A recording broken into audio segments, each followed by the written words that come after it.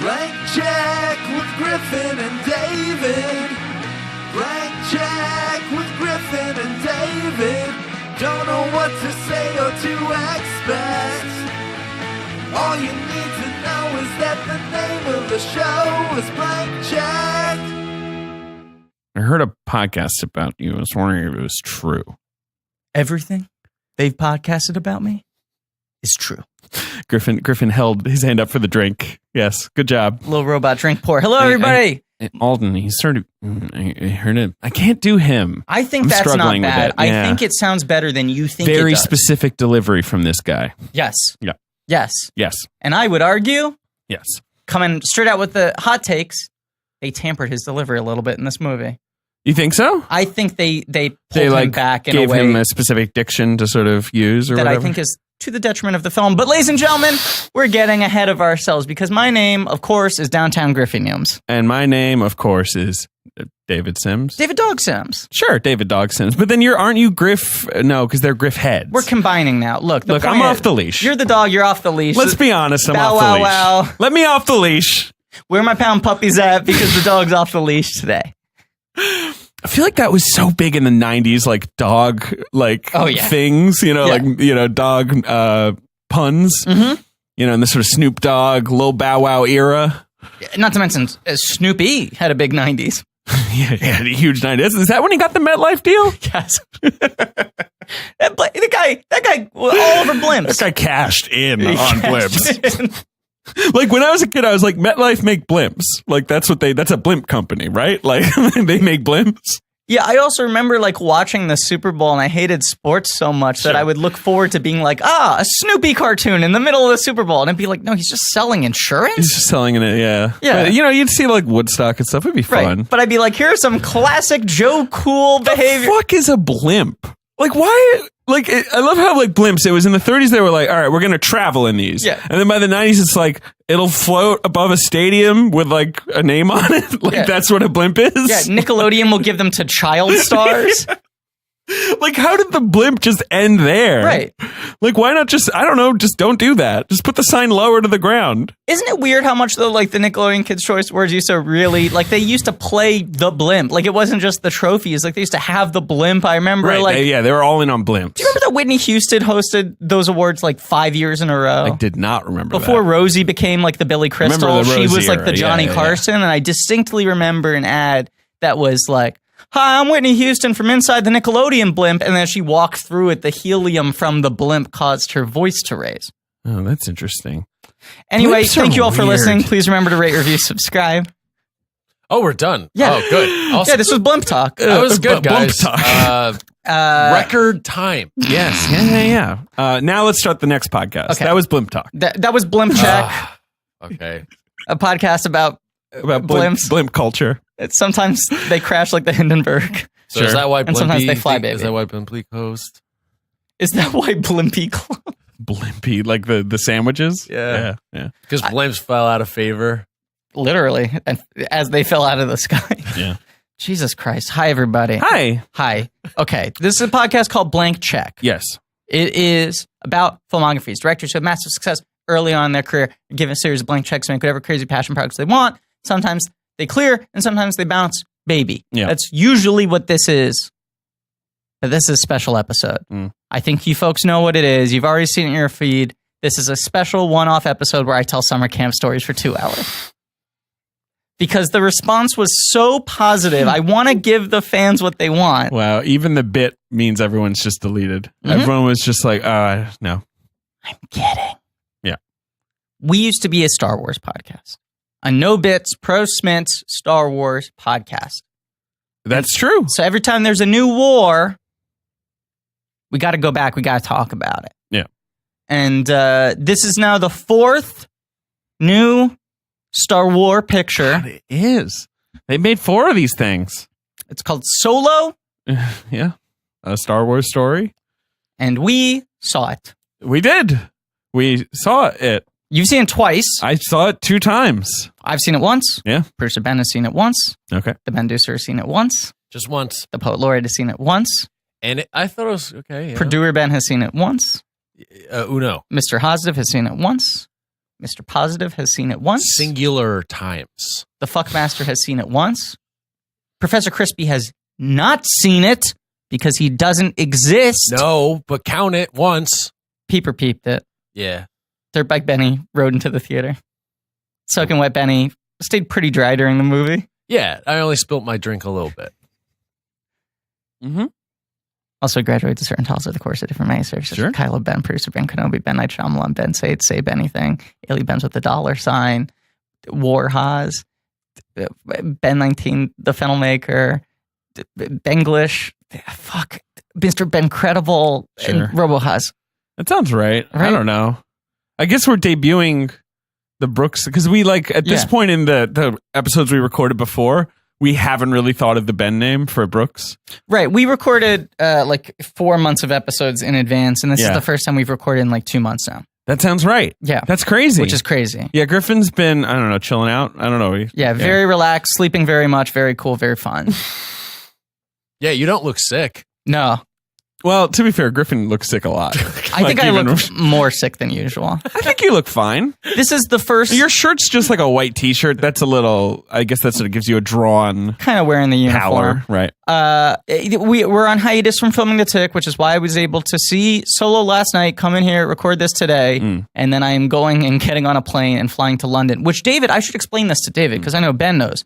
Yeah. London is a city... Okay. In another country. Yeah, the capital of the United Kingdom. Wait, but how do you know? Well, you must have went. I've traveled to London on vacation before. Or maybe he's read it in a book. I don't know. Sure. Yeah, both of those things are true, but also I lived in London for a lot of my life, from 1995 to 2008. Wow. Can we start the podcast over? Because I'm very confused. Can we start blimp cast? Yes. Blimp check. I forget what it was called. It's like what's your origin story? Yeah. It's like, I wish someone... you want my origin? Yeah. We got to bring the Kasdans in to fucking explain Who are your people? Yeah. That's what they asked me coming into British passport control. And I was playing The Sims on my phone. I don't know. That moment can go fuck itself.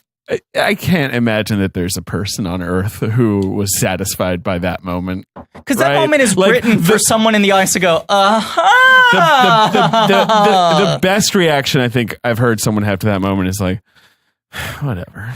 Sort of like, okay. The second they said, who are your people, I turned to you and started shaking my hand. You did the sort of mezzo.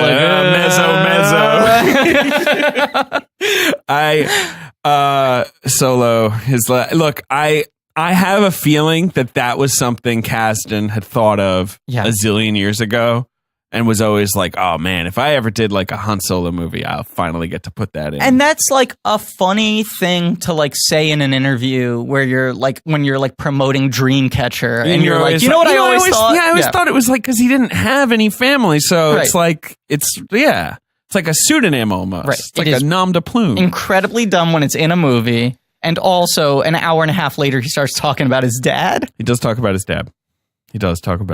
Yeah. He's abandoned his family name. I read an interview with Mike Ryan and the Kasdans today, Mike Ryan did with the Kasdans, in which they make that clear. Not clear in the movie.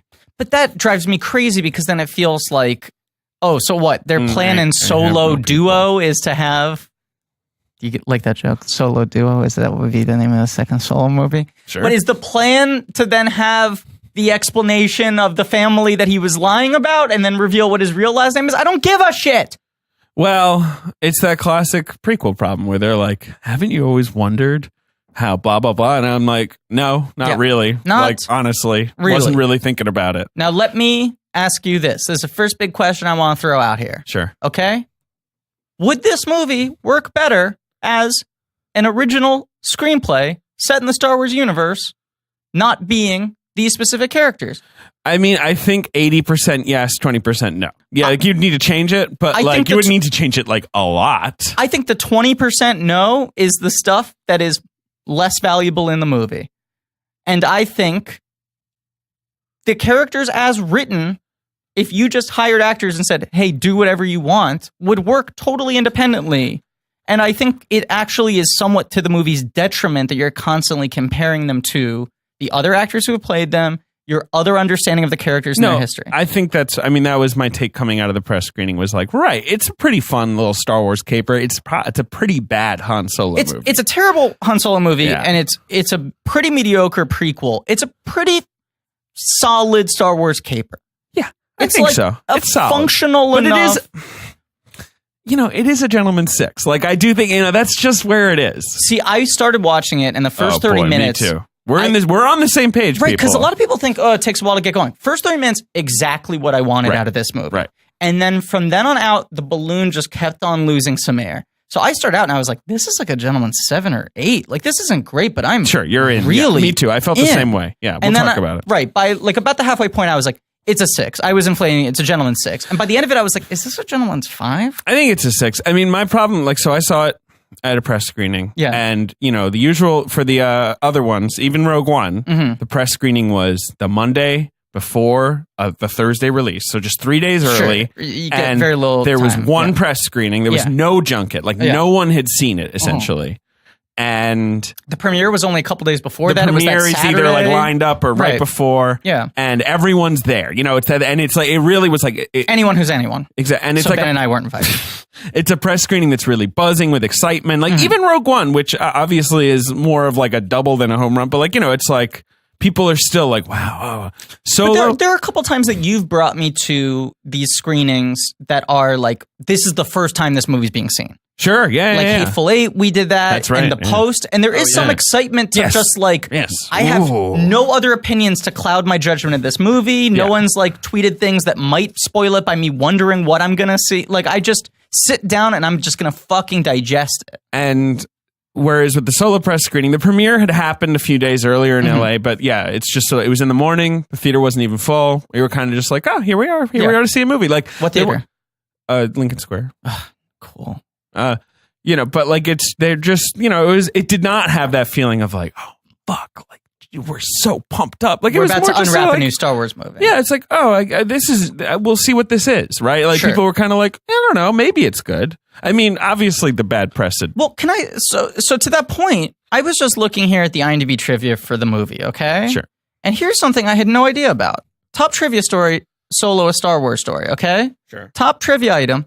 Phil Lord and Christopher Miller left the film in June 2017? True. Only 3 weeks away from filming?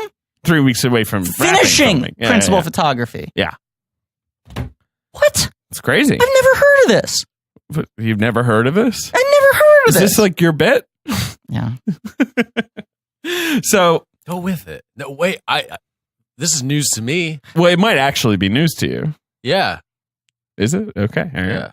Well, what happened? Phil Lord, they've had this now. Right, when does Lucasfilm get bought by Disney? I forget. 2013, something like that, right? Yeah. Basically, and I feel like the initial slate, they were like, we're going to have a trilogy. Mm-hmm. We're going to have this Rogue One movie. Yeah.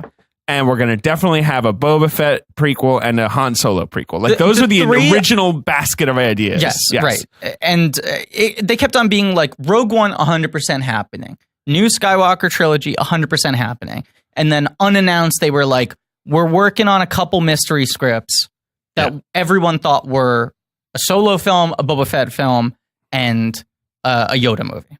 Oh, really? I didn't know about the Yoda movie. Ugh, please don't do that. I think that one has sort of fallen by the wayside and been replaced by the Kenobi movie. Put it in the wayside forever. Yes. Put it in the Yaddle movie? Okay. 100%. I'm interested. I'm interested. What if the Yaddle movie was like Ryan Reynolds buried? It's just her in the hole. In the hole. It's like The Revenant. It's just like her eating the Force and like shaking. Or it's like Secret Honor. It's like Yaddle having a mental breakdown. I brought up Yaddle, I think, at the Solo press screening, and someone was like, the fuck is Yaddle? And I was like, right, no one knows what I'm talking about. A Yaddle under the influence? Yeah, Yaddle. Because people were spoiler alert. By the way, we're going to talk about the whole fucking movie. Yeah. We're spoiler alert. So Darth Maul's in this movie. Darth Maul's in this movie. It's a sequel to Unbreakable. And someone was asking Unbreakable. Someone was asking me, like Darth Maul questions because they knew I was like a Star Wars nerd. Yeah. And for some reason I brought up Yaddle and they were like, what the fuck what's Yaddle? And I felt bad. What are you yaddling on about? What are you yaddling about? All right. Yeah. So Darth Maul being in the movie, the secret, the hot hand I've been holding under the table for the last 6 months. Griffin has known this for a long time. I will not say anything further. Sure. You can ascertain. Figure it out. Yep. So this movie got ordered pretty much right away. Yeah, Lucasfilm. All right, 2012 is when the sale happens. I know that when he had already started. George Lucas was already developing this movie before he sold Lucasfilm. Kazan apparently had always wanted to do this. My assumption is Kazan was kind of like, I'd love to do a Han Solo movie. And this was before he got brought on to rewrite Force Awakens with J.J. Abrams. He was already working on this. I think this got delayed a little bit by him going over to that. But that was like, this was part of their initial slate of things being developed. Exactly. And so when in February 2013, Bob Iger says, yes, we have a Kasdan written Solo movie. We have a Simon Kinberg written. We have a Kasdan's. They actually just said Kasdan at the time. But, Okay. His son, Jonathan Kasdan, gets involved. And Kinberg, in fact, gets involved when Kasdan is switched over to Force Awakens. Sure. Jonathan is brought in to sort of supplement and help. Yeah. So Kinberg was writing Boba Fett. Kinberg's writing Josh a Boba Fett movie. Direct. Josh Trank was going to direct it. He got fired later. Yeah. He didn't even get really, it just didn't happen. Can I say something? And Ben, cut this out in advance. Please cut this out. Yeah. Like you did all the summer camp talk. Yeah.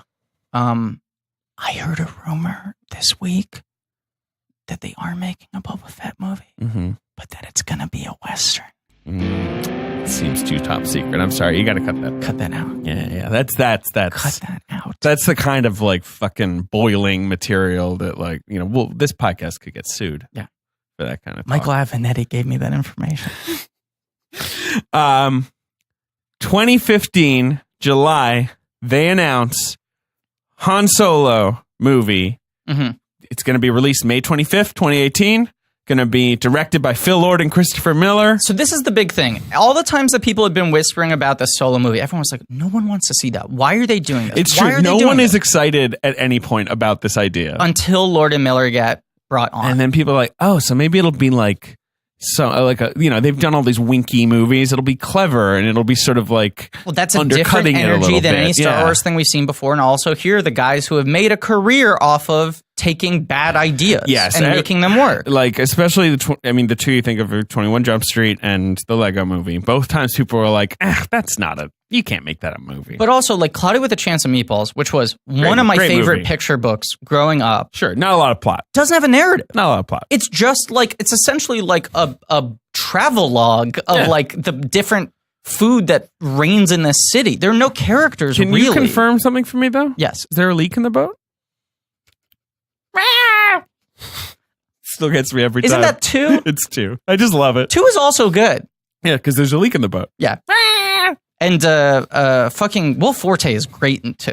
Sure. The joke is there's an actual leak, like the vegetable. Oh. Got him.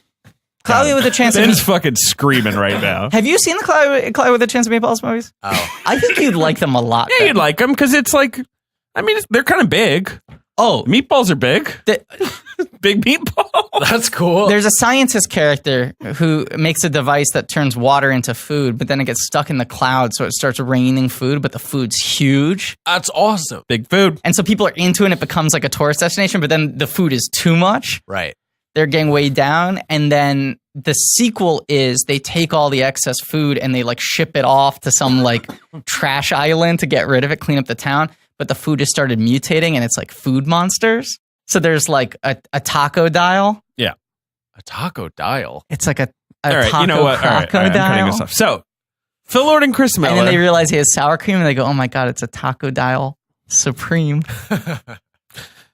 I know you love Phil Lord and Chris Miller. 5 comedy points. Right? I do. You're basically like I'm huge totally in the fans. tank for them. Been so since Clone High. See, okay, so loved Clone here's High. what I have to say. Yeah.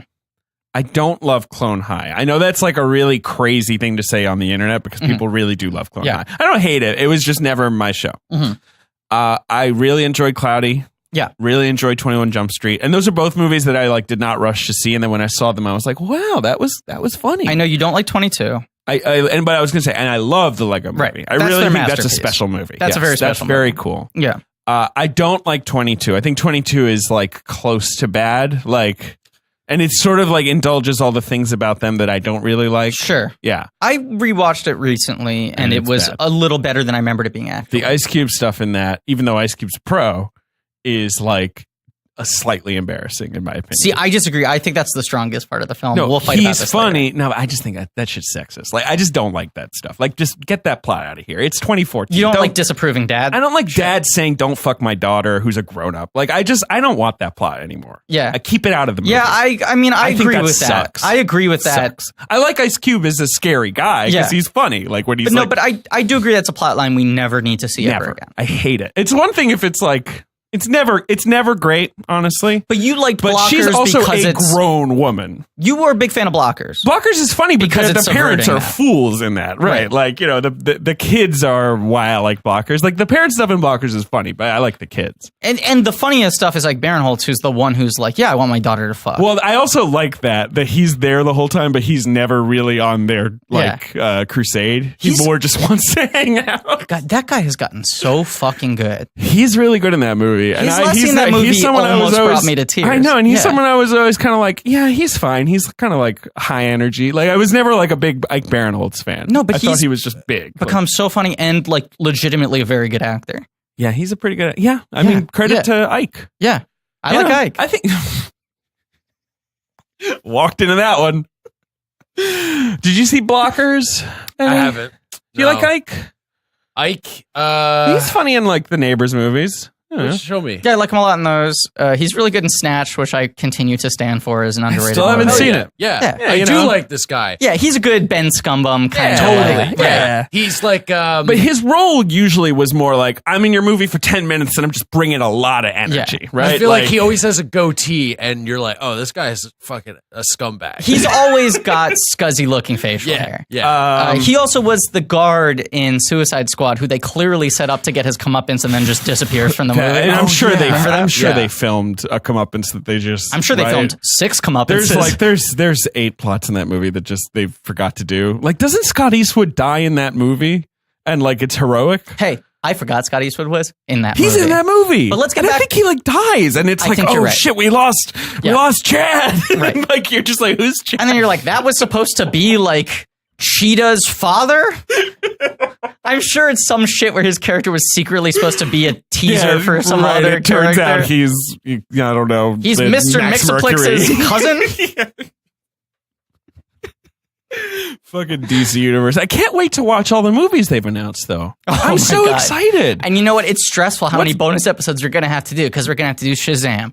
We're going to have to do Black Adam. We're going to have to do Birds of Prey. We're going to have to do Harley and Joker. We're going to have to do Suicide Squad 2. Man of Steel 2. Sure. We're going to have to do The Batman. Green Lantern Corps. Yes, 100%. Isn't there something like, like Chloe Zhao is going to, direct a fucking No, that was Captain Marvel. Impulse movie? That was Captain Marvel. She met for Captain Marvel. You're thinking of the Birds of Prey movie. I actually was joking. She met for Black Widow. Okay. Oh, you're right. Yeah. We still got Cyborg coming up. Oh, we got Cyborg coming up. Yeah. We got Cyborg Are they bringing Bergman back from the dead for that one? Who they got? We got Flashpoint. I think Wonder Woman 2 stuck in development hell.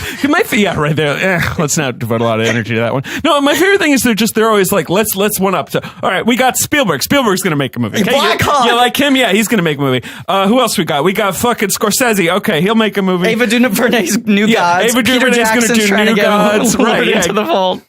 James Cameron, he's doing a movie. Who else we got? Michael Cimino, he's alive. He's back. He's doing a movie. We got Teen Titans Go to the movies. We got Teen Titans Go to the polls. We got Teen Titans Pokemon Go to the polls. Do you imagine in this boardroom that they're all vaping? Yeah, they're all. It's all like it's 20 Affleck clones vaping. Yeah, so we got to do a Birds of Prey. Like Thomas Pynchon is gonna direct the movie. Like I'm just trying to think of like the most ludicrous person they could announce next. Like who is it? Ida Lupino. She's back from the dead. We support female filmmakers. Ida Lupino is gonna make a Black Canary movie. DC has always prided themselves. Who's the one who's like a magician lady? Oh, Zatanna? Zatanna, yeah. I know Pino's going to make a Zatanna. Yeah, sure. Yeah, great. No, I was just saying, because you know how, like... Elaine May's making a Zatanna movie. DC was so, like, just fucking waving their arms about the fact where, like, we're doing Wonder Woman before Marvel's done a female superhero. We're doing Cyborg before Black Panther. Sure. What if their big thing was, like, we're going to be the first studio to hire a dead director? Like at CinemaCon, they have like a Frankenstein machine, and they like put electrodes onto a corpse, and they're like, Lang is doing Detective Chimps. What's going on? Frank Borzon just signed on for Solomon Grundy? King Vidor himself. I'm running out of DC villains or heroes, whatever. Hawkman. King Vidor's doing Hawkman. Can I pat myself on the back and call my own shot? Sure. I was at a Comic-Con. It was something when we were promoting the Tick pilot. Okay. I can't remember which one it was. Mm-hmm. But I was there at the bar with Chris McCullough. Okay. A.K. Jackson Public, creator of Venture Brothers. Sure. He's a great guy who I just realized we should have on the show at some point. Let's have him on. But we were... I love how you're occasionally just like, oh shit, I actually know like Michelle Obama. Which, you know what? And she texts me and says that she listens to the show. That's weird. She loves it. She likes when the dog's off the leash. Yeah, she looks like, just listen to Lincoln. Dog's off the leash. Oh boy, sometimes people call me David Dogs. I mean, people who like me are called David Dogs, for people to understand that. Yes. But now also you've become the dog when you're silly. Right. When you get silly, you become the dog and the dog's off the leash. Yeah. Jackson Public and I were at this like fucking hotel bar where the convention was, watching watching attendees who were still in their cosplay outfits. Sure. Like ordered. Drunkenly trying to make passes at each other. Right, it was like that, like last night of summer camp, dance, like who is the best one? So there was a guy dressed up as Solomon Grundy who was just swinging and missing so hard. Uh-huh. And we just were like for 45 minutes, like at a fair distance, right? Far away from him, just making Solomon Grundy jokes about this guy trying to wedge himself into circles and like get attention. And then he'd like slowly walk away. And I just at one point went, Solomon Grundy, born on a Monday, not his night. Pretty good. It's pretty good.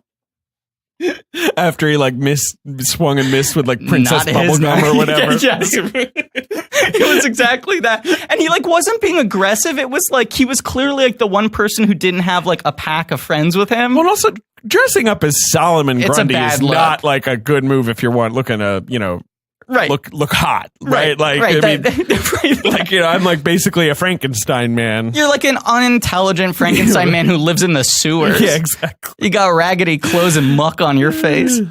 Not his night. Look at this. He's got 4 knives at him in this one.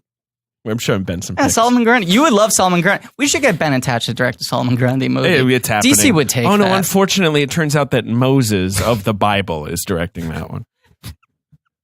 We here at DC. We brought it back. He brought you the 10 Commandments. The actual ones, not the movie. For the listener at home, I like that joke so much, I swatted my mic away from my face and almost swung it a full 360 degrees. Almost hit me in the face. All right.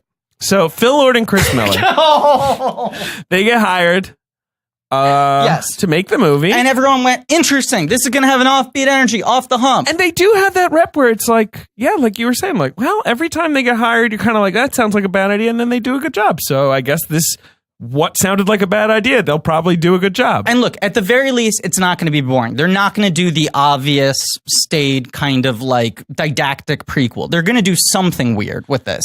Yeah. And then they start casting. There's a big fucking thing for months and months and months.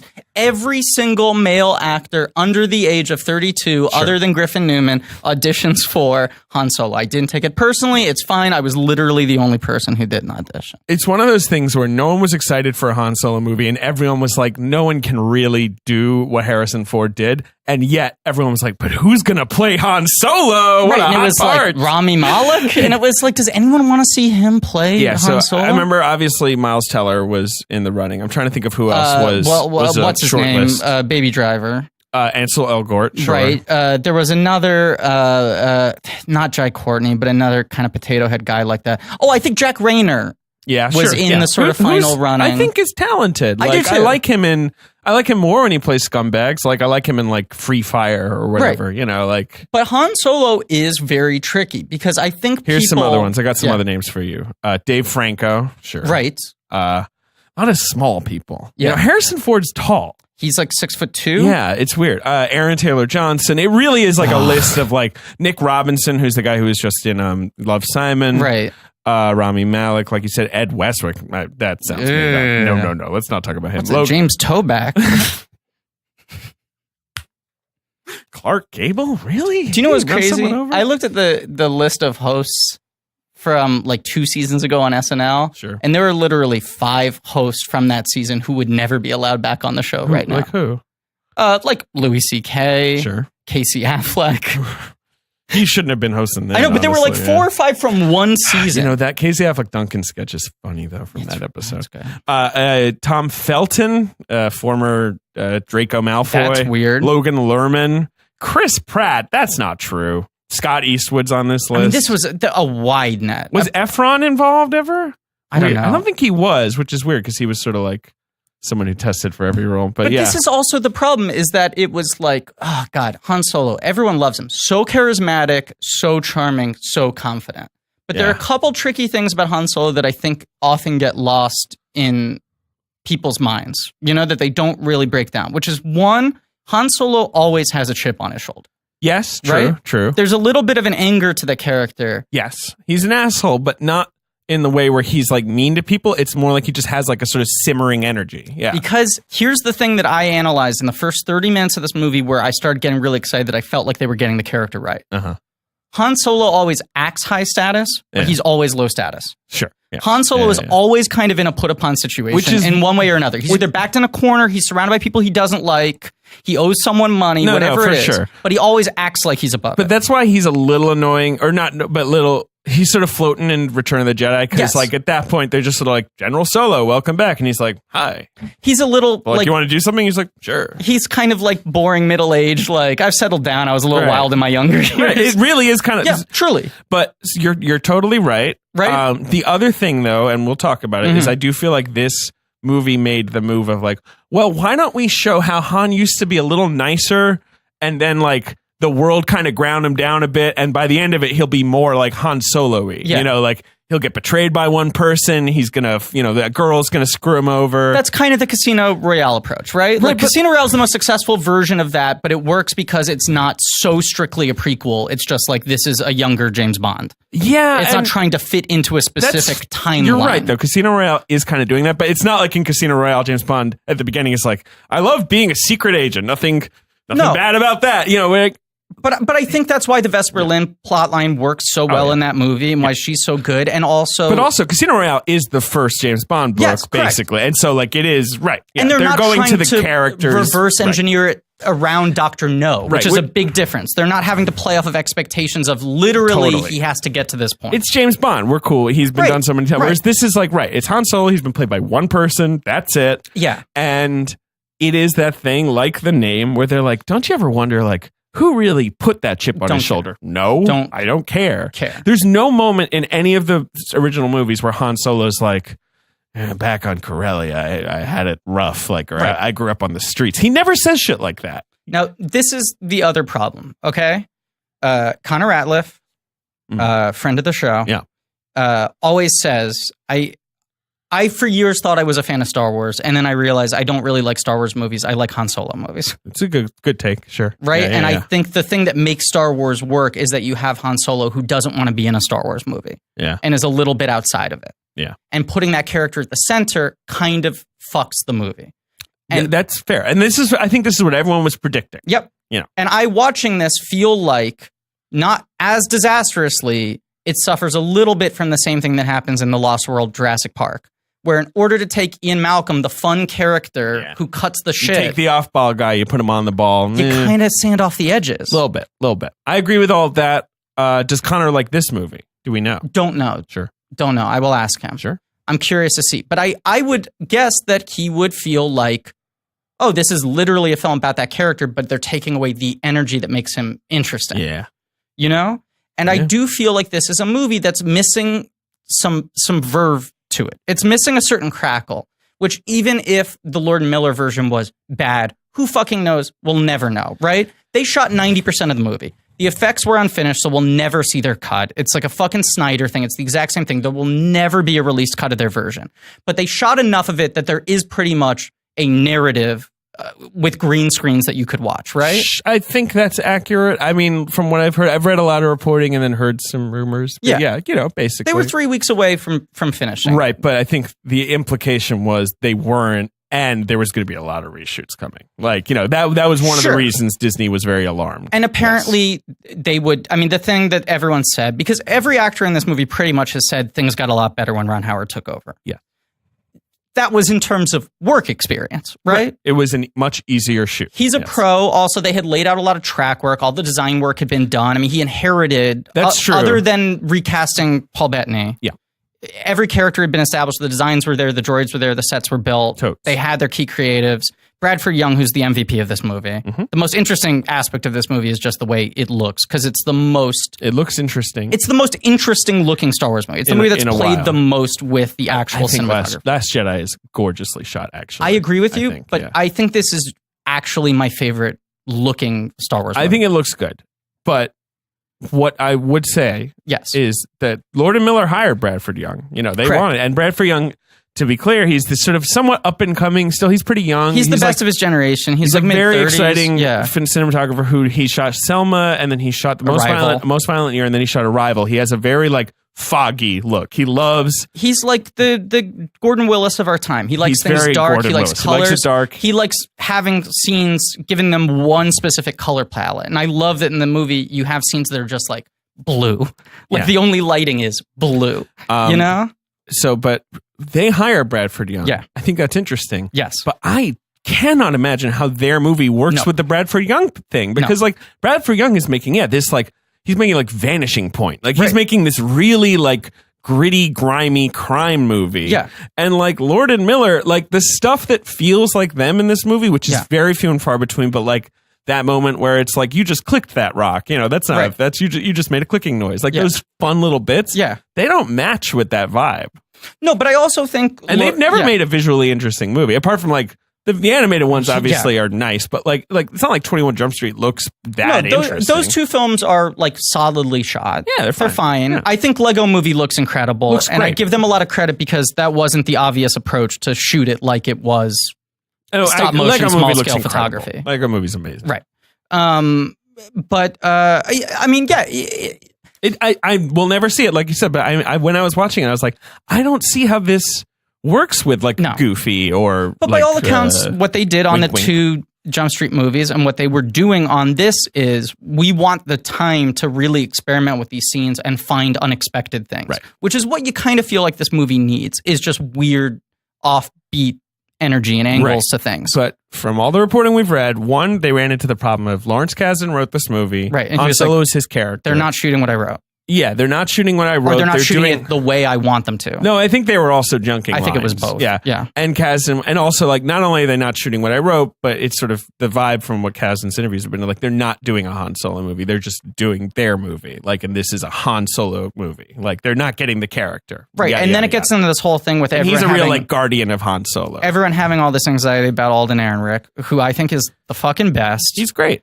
I think he's good in the movie. I think he's solid in the movie. But I do feel I watched this and I there were moments in this film where I'm in the middle of filming right now. I'm very stressed out all the time. Oh, but wait, can you put a violin underneath this? Put a fucking phone. Whatever. Okay, I don't know. Who cares? I'm not asking for sympathy. I'm just saying there were moments I was watching this movie, and not just with him, but with like all the actors. I just almost started feeling a panic attack trying to imagine their production experience. Right. You know? And especially with him, because there was so much skepticism around anyone playing Han Solo. Yeah. Then when he got cast, people were like, he doesn't look like Harrison Ford. Sure, he's quite short. small. Right. Yeah.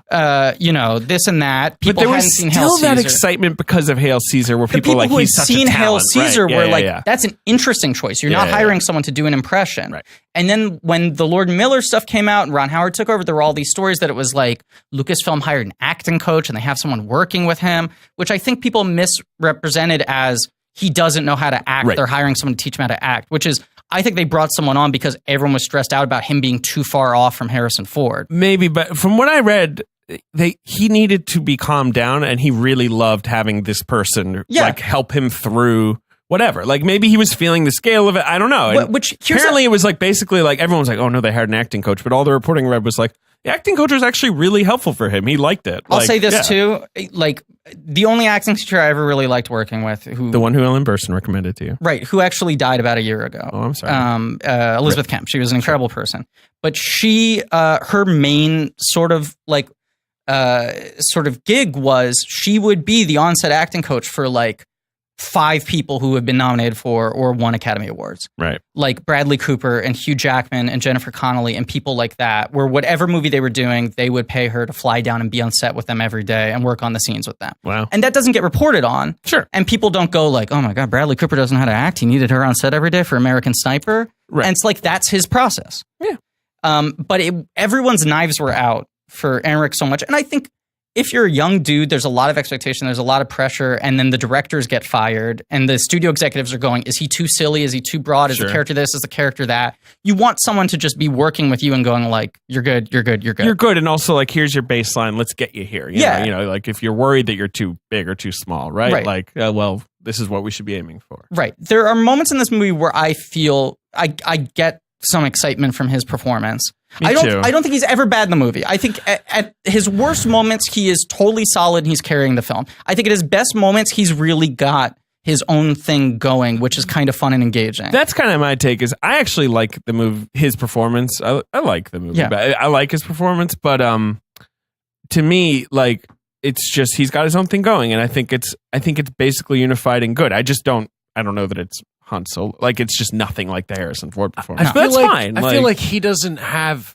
Maybe he has some, but he doesn't have as much charisma as some of the other supporting characters. Well, like agreed, but I also think that's the problem with making Han Solo the lead. Right. He's not there to make fun of things. He's not able to do his function. Right. Yeah. In the beginning, he is a little bit when it's more about him. And which I love this section. Just him as like a fucking small scale like rat. con artist. He's like the Artful Dodger or something, you know? And, you know, the other problem is, yes, Donald Glover shows up in the movie. He's doing an excellent interpretation. It's like a really smart he's sort doing of Lando. evocation. Yes. He's got the voice, but it doesn't sound like he's doing the voice too hard. You know what I mean? Like the way he's carrying himself is bright, you know? And it's also just like Donald Glover he's a very charismatic actor. And is a guy who is just so fully in the pocket right now. He's in some insane zone of just like artistic power. He's having one of the greatest months any American artist has ever had. I know this movie was shot a while ago, what have you. Yeah. But it's kind of an unfair advantage that Lando gets to function like Han Solo in this movie. You're right. Yes, that's the thing. Although then it takes sort of a weird, but the seriousness, like he's juggling all those and things. Trying to figure out whether or not he cares, whether or not he likes you, you know, that sort of stuff. Now, there's a thing that this movie sets up. In this first 30-minute chunk, we have the best character in the film, who's Proxima. This is a huge summer for Proximas in blockbusters. Yeah, because it's Proxima Midnight in Infinity War. Played by Carrie Coon. Yep, great performance. And then her name is just Proxima in this. Lady Proxima. Lady Proxima, played by Academy Award winner Linda Hunt. That's right. You talking about that wet worm that thing? Giant worm lady who's allergic to the sun? Fucking best character ever. I was watching this and rocking out. And she's like, oh, Han Solo! Unbelievable. You must bring me my hyperfuel. And he's trying to out-trick her. She's like, no. And that's what she's like. She likes it dark. Yeah. Which I'm a fan Loves of. it you dark. love it dark? I love it dark. I love the look of that set. I love the look of her assistant who has the like retractable mask. Me too. I also just I mean, honestly, I get that the movie kind of needs to get off Corellia fast in some ways, but like I would kind of enjoy like a little Oliver Twist thing with her as Fagin, like just like 10 more minutes of that. 100%. And then this whole chunk of the movie, I'm like, when they go to this space that's sort of like the immigration. Yes. Like, yes. I'm like, this is where Star Wars works best. I know. Is I when love it's sort of really strong analogs to current day struggles. I just want to pull you back for 1 second, though. Please. Because the movie does not have a crawl. Yeah. But it does do something new. Yeah. It does blue text a long time ago in a galaxy far, far away. And then just has a couple. And then it has more blue text. Right. First time they've tried this.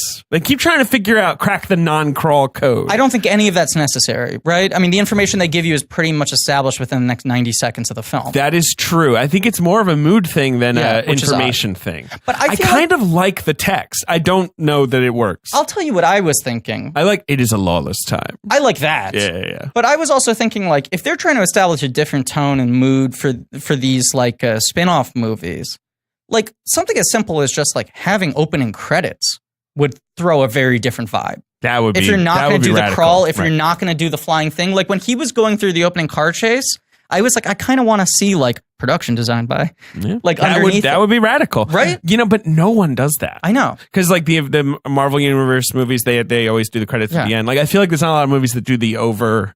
Big blockbuster movies that do that. Now the films that have to position themselves as major events. Right. I love opening credits. Me too. I mean, I love it as how obsessed I am with credits. Right. Yes.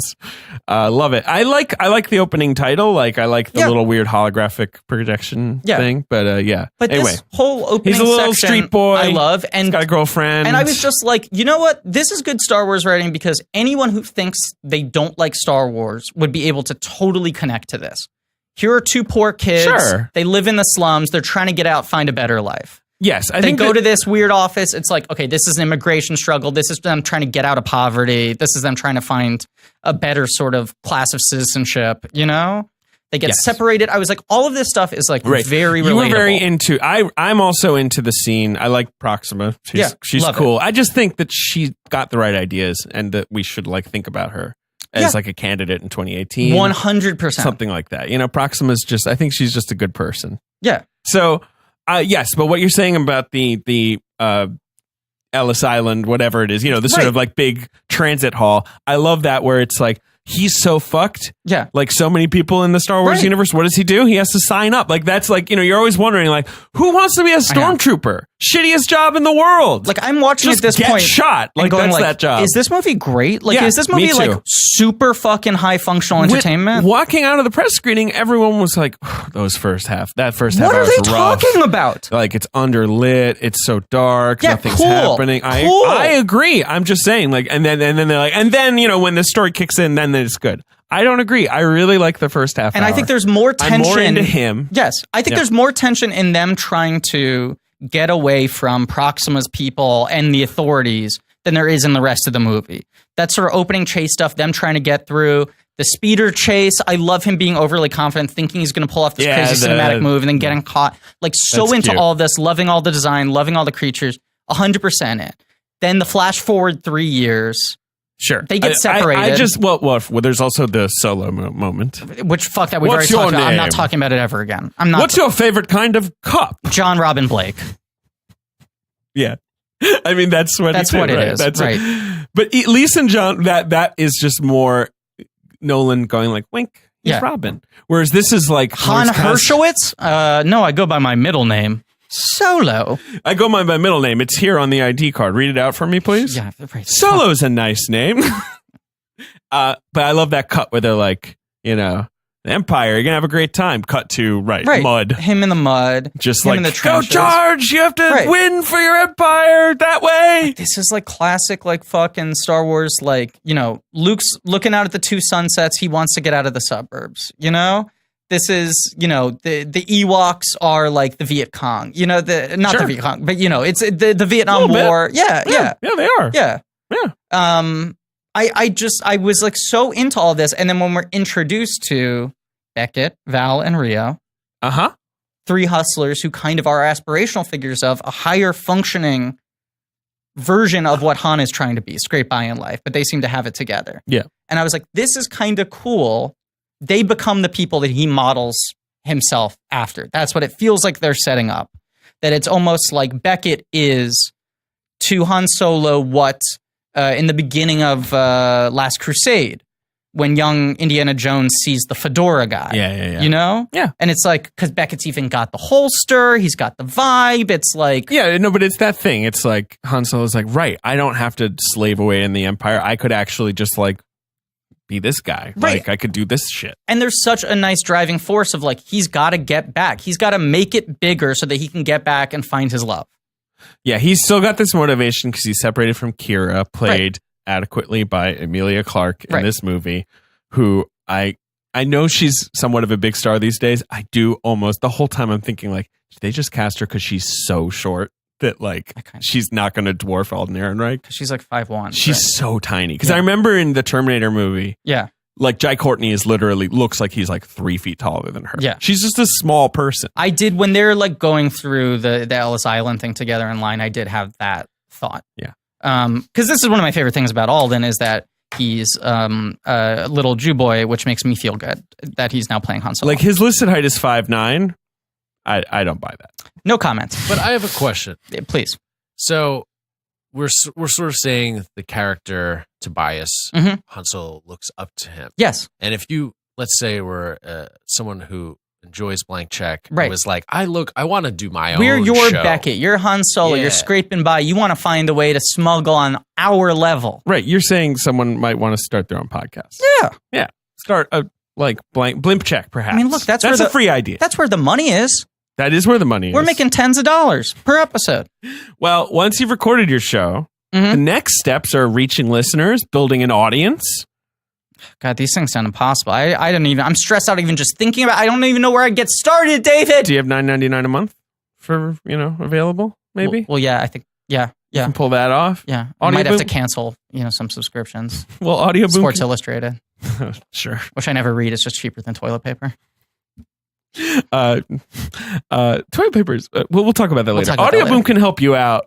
They got a $9.99 monthly subscription plan for hosting and distribution. Here's what you get. Okay. 200 minutes for each episode. Wow, that's incredible. You get that for $9.99? So you're done listing the things? No. Branded homepage on the Audio Boom platform. Wow, 2 things for $9.99. That's a great deal. I'm going to keep going. What? An embeddable player for web and social media. Embeddable? Unlimited storage. Unlimited. You can schedule the episodes so they post. Yeah, Ben likes to schedule usually it. If I'm actually on time with the episode being released, right, I was able to put it up, set it, and then forget it. Yeah, set it and forget it. No. That's the Ben Hosley way.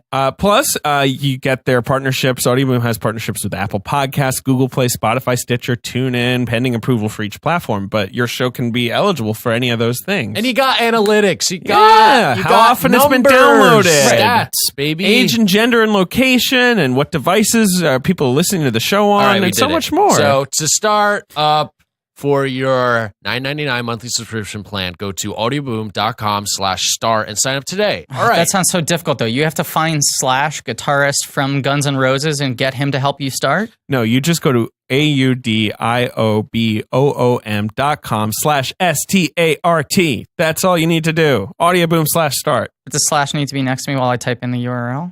No, it's just audioboom.com/start, okay, you fine. maniac. All right, let's talk about Han Solo. Okay, so Rio's got a bunch of arms. Val is Tandy Newton, who's having such a good resurgence right now. She's so good in this movie, and it's a bummer that she's not in more of it. I kind of wish they had subverted expectations and had Beckett be the one who dies earlier. The only thing I have to say about that is Woody is really good in this. He's very good in this. I like what he's doing, but I think I might have more fun with her. I also think there's a point for about 40 minutes where the character has kind of nothing to do. They'll keep on cutting back to him doing stuff, but it sort of feels he has no narrative function again until the end. He doesn't really. He gets lost for a while. Because his purpose in this movie, apart from initially inspiring him, inducting him, he's basically say to Han Solo, like, don't trust you think you have things figured out, but you shouldn't think that, and you shouldn't trust anyone. You should be like me, just kind of like, fuck the world. I look out for myself. Right. Then there's like an hour where he's like a quiet ally in the set pieces, and then at the end he proves his thesis correct. A quiet ally who will sort of sidle in and be like, but Kira is a little weird. Don't keep your eye on her. Yeah, but he doesn't. You're right. He doesn't do a lot. But yes, initially him, Tandy, and Jon Favreau as Chef Casper himself. Chef Casper. He's here. What do you think of this character? Won't stop talking about how good his Cubanos are. Trying to get Oliver Platt to invest in his truck. Love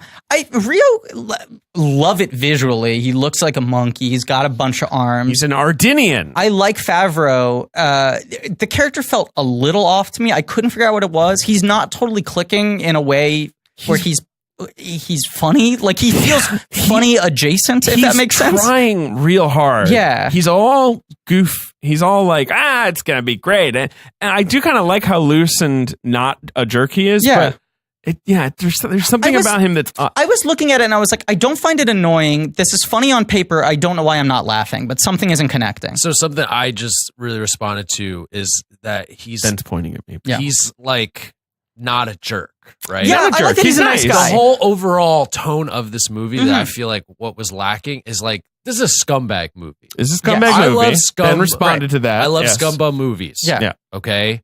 And to me, it felt maybe it's just a Disney-fied thing, but it's like they never really go there. Like even the bad guy is bad. You can tell like he's done some shit. But if you're gonna make scummier, if you're gonna make this it's not gritty scummy enough, I think. movie, it even looks gritty, but it isn't gritty. But let's That's say what's like weird. it never feels as scummy and dangerous as the cantina in the first Star Wars. No, which not at genuinely all. feels like uncomfortable. Right. Like and same with Jabba's palace feels genuinely uncomfortable. And I think part like of a fight could break out. Part of the You could get problem hurt. is, right. And this happens at the end of the movie, but Kira who says to him like, you're kind of want to be a hero at heart. Like, and he's like, what? No. And they're trying to plant the seed for like, well, Han Solo does end up being heroic, but like, fuck off. Like, it I don't also care. sucks to plant that because the whole thing that's good about Han It's Solo's arc surprising in the first movie, when he shows up at the end. Right. Like it is. I mean, I know I've seen Star Wars so many times it's not, but like it is. It's surprising when he shows up. What's great about Han Solo's arc in the nice. original Star Wars is that he's trying so hard not to care and he fails. Somehow he gets involved. He's like Rick in Casablanca, right? You know, and or like Rick in Rick and Morty. He's in it just for that Szechuan sauce. Why do you keep bringing the worst, most toxic fan bases up? Who have you got next? What's like another one? Don't worry, I got a whole list too. Jesus Christ. Oh my God, that's like long. It's touching the floor. No, Han Solo, he's an outlaw. He's like those guys who kneel during the national anthem in the NFL. Cut that out. Double it. Keep it in and double it. What's up? I don't fucking know. All right.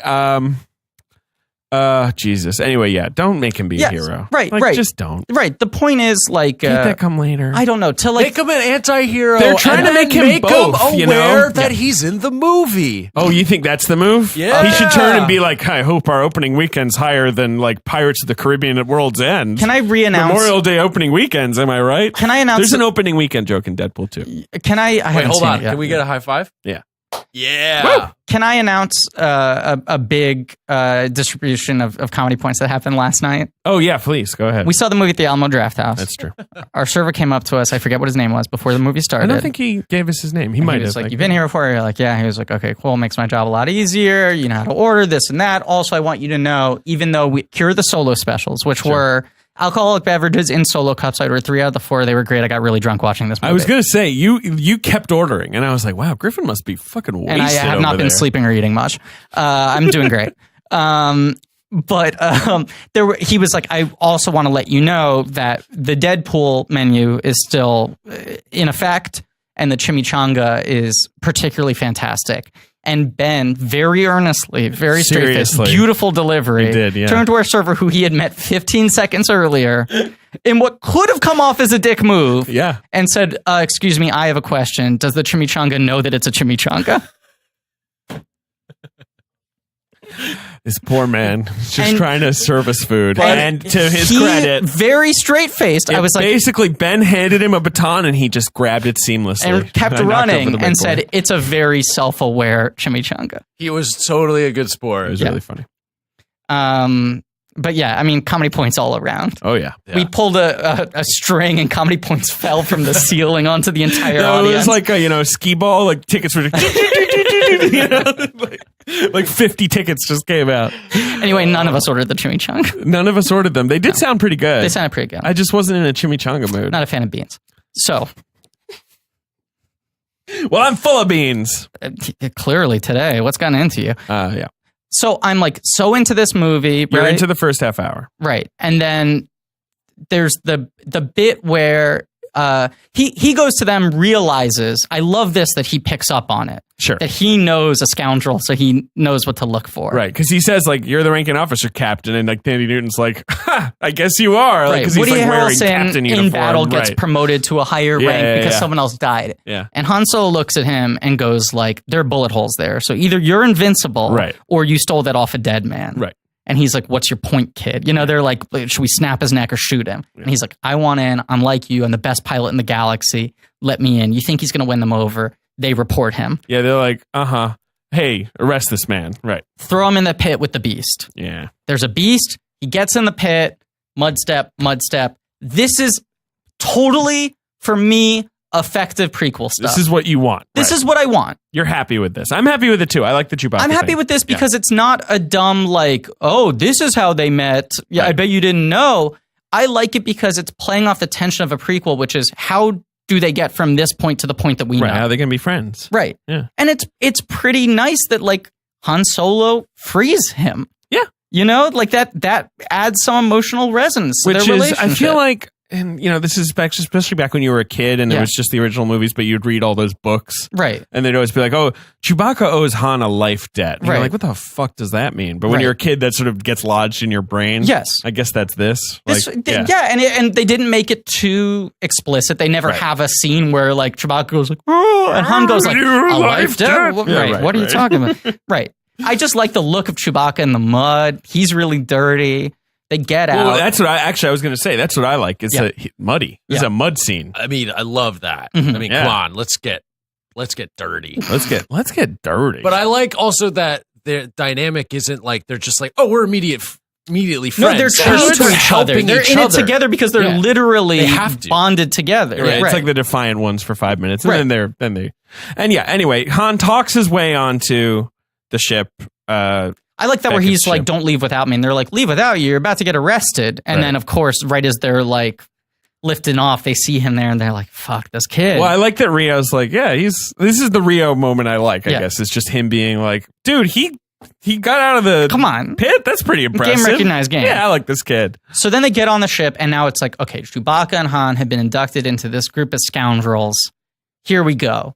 They got to pull off a big heist, got to travel around the galaxy with them so he can get back and find Kira. And I'm like, Dai is cast. I like this movie. I like the story they're telling. They're going to be smoking cigarettes. They're going to be swearing. Right. They're going to be bad. Right. Yeah. So into it. And then the train heist happens first, right? Yeah. Then the next thing is the train heist. I mean, there's that scene where they're around the campfire, which is I think is quite nice. Yeah. Like, I like it's obvious. There's nothing. Movie like Guardians of the Galaxy pulls this trick too. But that thing where he's trying to translate Chewbacca's. Yeah. He's searching for his, I don't know if he said tribe or family, but it's like, what's the difference? You know, and like you're like, oh, I get it. The movie's about like Han finding a family. But that can't be what the movie's about. Because one, Han doesn't have a family. He's Han Solo. Right. Two, he just hangs out with Chewbacca. Right. And three, like, that's never been part of his character is like he really wants to be part of a community. No. But whatever. Part of his character is struggling to exist in a community. Yes. And usually, even if you're in like a group of like thieves, like I mean, the rule and you have experience being in that position. Oh, for sure. Yeah. 100%. Yeah. We used to do a lot of shoplifting. Go on. What was the point you were going to make? I feel like you're still out for yourself. Sure. Like that's what doesn't. It's like. It would be more interesting if they were all sort of like infighting and just, manipulating each other. That's what thieves, bad people do. Now, here's something. They're not like, you're kind of like my dad figure. Sure. Right. Like right away. It's like, no, I might stab you. Yeah. Now, here's something I find interesting. Well, what about Broth, though? The villain. Is that the villain? No, Broth. What do you think about Broth? Who's Broth? Like it's soup? You need a bone broth. Oh, God. I literally thought you were saying a character's name was Broth. Well, there is Bosk. He gets mentioned. Oh, God. Listen. I pump my fist. Bosk, I like. That guy, Bosk is cool. I like. I think Bosk is, like, pretty smart. Can I throw something crazy out? Okay. Bosk is my favorite of the bounty hunters. I think Bosk is cooler than Boba Fett. Oh, you take him over Boba Fett? 100%. I'd rather see Bosk a Star Wars story. I like TC-14. I like Bosk, baby. I mean, not TC. I'd see the Bosk baby. I like IG-88, not TC-14. The Bosk baby. But he's the pirate dude, right?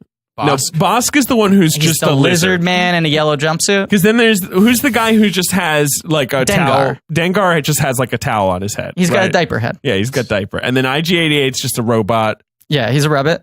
And then you have Forlom and Zuckuss. Oh, yeah. Zuckuss is a bug. Right, and Forlom is like C-3PO but black with a bug head. Yeah. That's all of them, right? Yeah, I want to look at Zuckuss. Yeah, he's cool. And then Mr. Boba Fett. Yeah, they're cool. They're a cool bunch. Yeah, they're a good group of guys. You don't need their kind of scum. Yeah, I like IG-88 because he looks like a gun. Yeah, me too. What if they did like a entourage with the bounty hunters? Great. Sure. Good. I would be into that. So wait, and Jabba is like their Ari Gold. What was your? I can't remember what it. Anyway, what I was going to say. Yeah. What were you going to say? What I was going to say that I find interesting is all the other actors, when doing press for this movie, have been like, "This is Ron Howard's movie," and they're like, "What about the Lord Miller stuff?" And they're like, "That was kind of a very long, expensive dress rehearsal." Yeah. Like there's very little of that footage. Tapley's article said 70%. Chris Tapley in Variety was Howard essentially, right. And honestly, watching it, I was like, I feel like it's more. I do too. You know, but also like maybe just a lot of the action was already kind of put to bed, right? But originally they wanted Ron Howard to just sort of finish it out and do selected reshoots. Yeah. And that's see what true. he could re-edit. Because initially, but they did fire Lord and Miller. Because the thing is, like, Disney reshot Rogue One. Right. 50% of it, I've heard. Like, a lot of it. But it is credited to the original director, and the original director was always on set for the reshoot. But I heard that the deal with Rogue One was, they said to Gareth Edwards, we're going to take this movie away from you. Yeah. You can agree to that, and we'll let you go around and have the press tour and take credit for the movie. Right. And you can be on set while other people are overseeing it. We'll listen to your input. Yeah, because that's DGA rules would you'd have to fire him otherwise. He has to be there. And they threw that offer to Lord and Miller, and they said, we don't want to be credited with a movie that we're not making. Sure. So they walked. I guess. Yeah. I mean, they were told to walk. Yeah, but, they were fired. Right. But they had the option to stay on and save face, and they probably would have brought someone less prestigious than Ron Howard. Right. Yeah. But Ron Howard comes in, he looks at the movie, and go ahead. Interesting thing I was going to say is every other actor has gone, this is Ron Howard's movie, this is Ron Howard's movie, he really saved us. Tandy Newton in interviews has said, I find it weird how much this thing's overhyped. 90% of my footage was directed by Lord Miller. I mean, she only has 3 scenes, essentially. But because she's got the opening battle scene, then she has the campfire scene. Yeah. And then there's heist where she dies. Like, that's it. I just find that interesting. So maybe that apparently most of her stuff was shot by them. And this is the section of the movie that's really kind of jiving for me.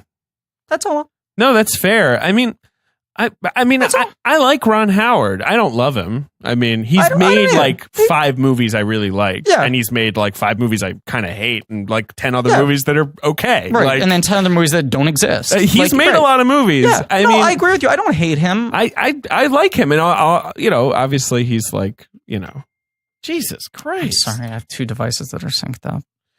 He's in Arrested Development. So you always enjoy, you think of, I, for some reason, as a kid, saw his episode of The Simpsons like 1,000 times. Right, like, I saw every episode of The Simpsons 500 times, but I saw he's got his a reputation even more. as like, that's one of the nicest guys in Hollywood. Yeah, Ron Howard's well-liked. a sweet guy. It's nice that he has the Lucas connection. Yeah. He was in American Graffiti. And right. They're old friends. Lucas offered him one of the prequels. That was his original plan. Kind of interesting. Right.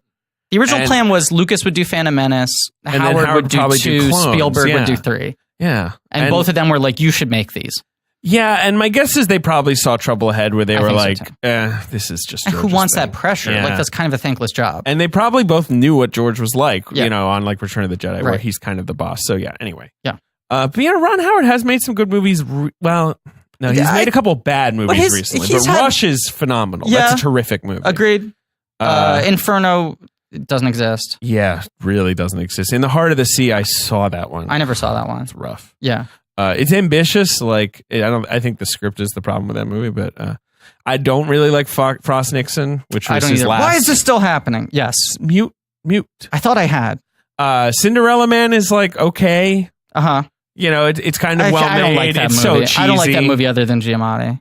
The Missing is like kind of good. Like a sort of a fun little genre movie.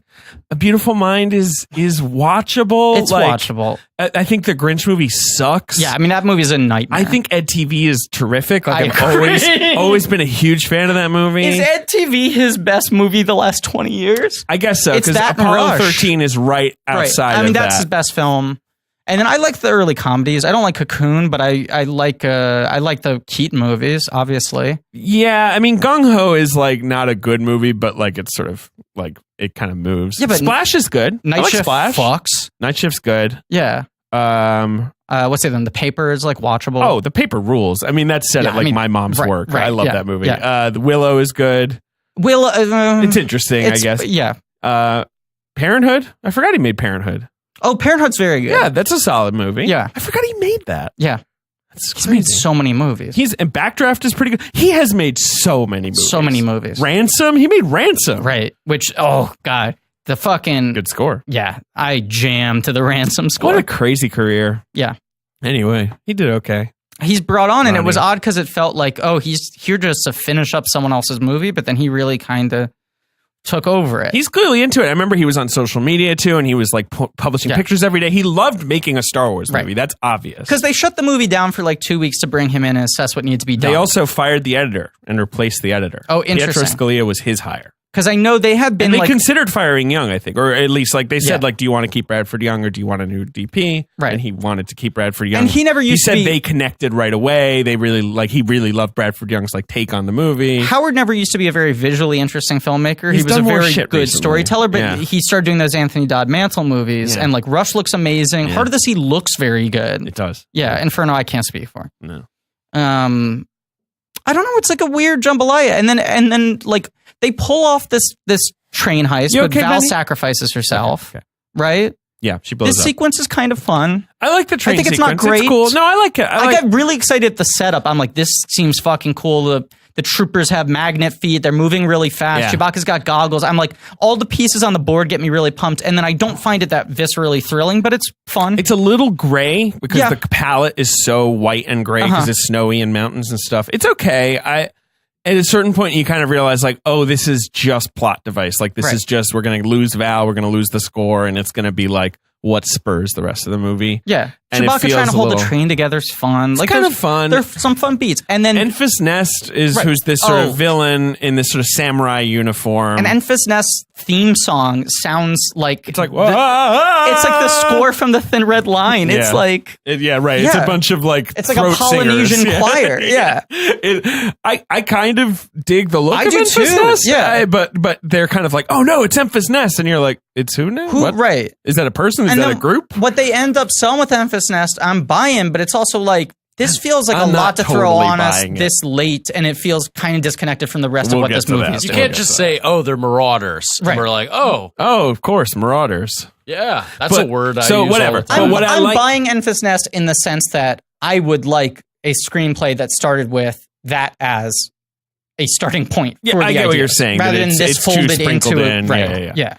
Okay, but so after the heist goes wrong, Rio dies too. He gets shot. Right. And so you've just got Han, Chewbacca, and Beckett. Yeah. They go to the Crimson Dawn ship. Right? Yes. To meet with their boss, who they don't have a score for. Which, to be clear, Crimson Dawn is not a horror movie. It's a gothic romance. Now, again, I am not great on Star Wars expanded universe stuff. But this is a thing, right? Like Crimson Dawn has already existed, right? I can't speak to that. I don't know if that's true. Maybe not. The name was so familiar. I think because of Crimson Peak. That great movie. Yeah. Well, then who are like the mobsters in the old like Star Wars books and shit? They exist, but I think because Crimson Dawn is set up to be this fucking resurgence of Darth Maul thing. Yeah. And the people who have been following the sort of appendix material, the comics and the cartoons, if they knew Crimson Dawn, that would tip them off, right? Yeah. That's why I think it has to be a new thing. But I can't speak to this, and someone's probably yelling online about the fact. Yeah, I'm trying to look it up.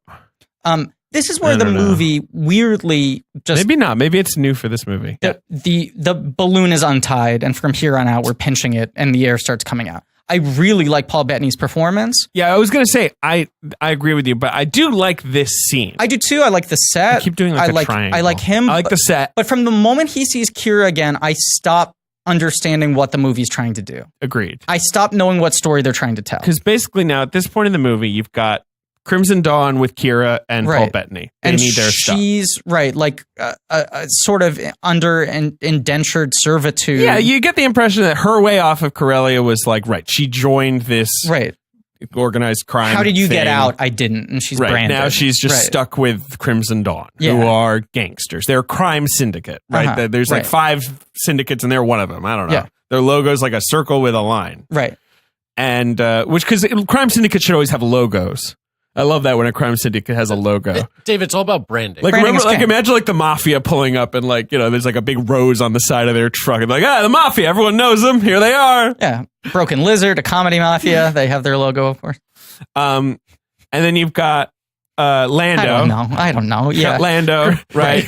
It takes a while for Lando to come in, though. This movie also feels very long to me. So long. It's way too long. How long is it? I think it's 2 hours, 20 minutes. Ooh, geez. Yeah. No, 2 hours, 15. Okay, it's 135 minutes. I'd say it feels 2:30. It does. It feels long. Well, and it feels like a movie that should be 1:45. It's a classic movie where when it's over, like when the Kessel Run essentially is over, when the second to last set piece is over, you're like, oh, the movie's over. And then the movie's like, 20 more minutes. Well, it's weird because then they start talking about camp.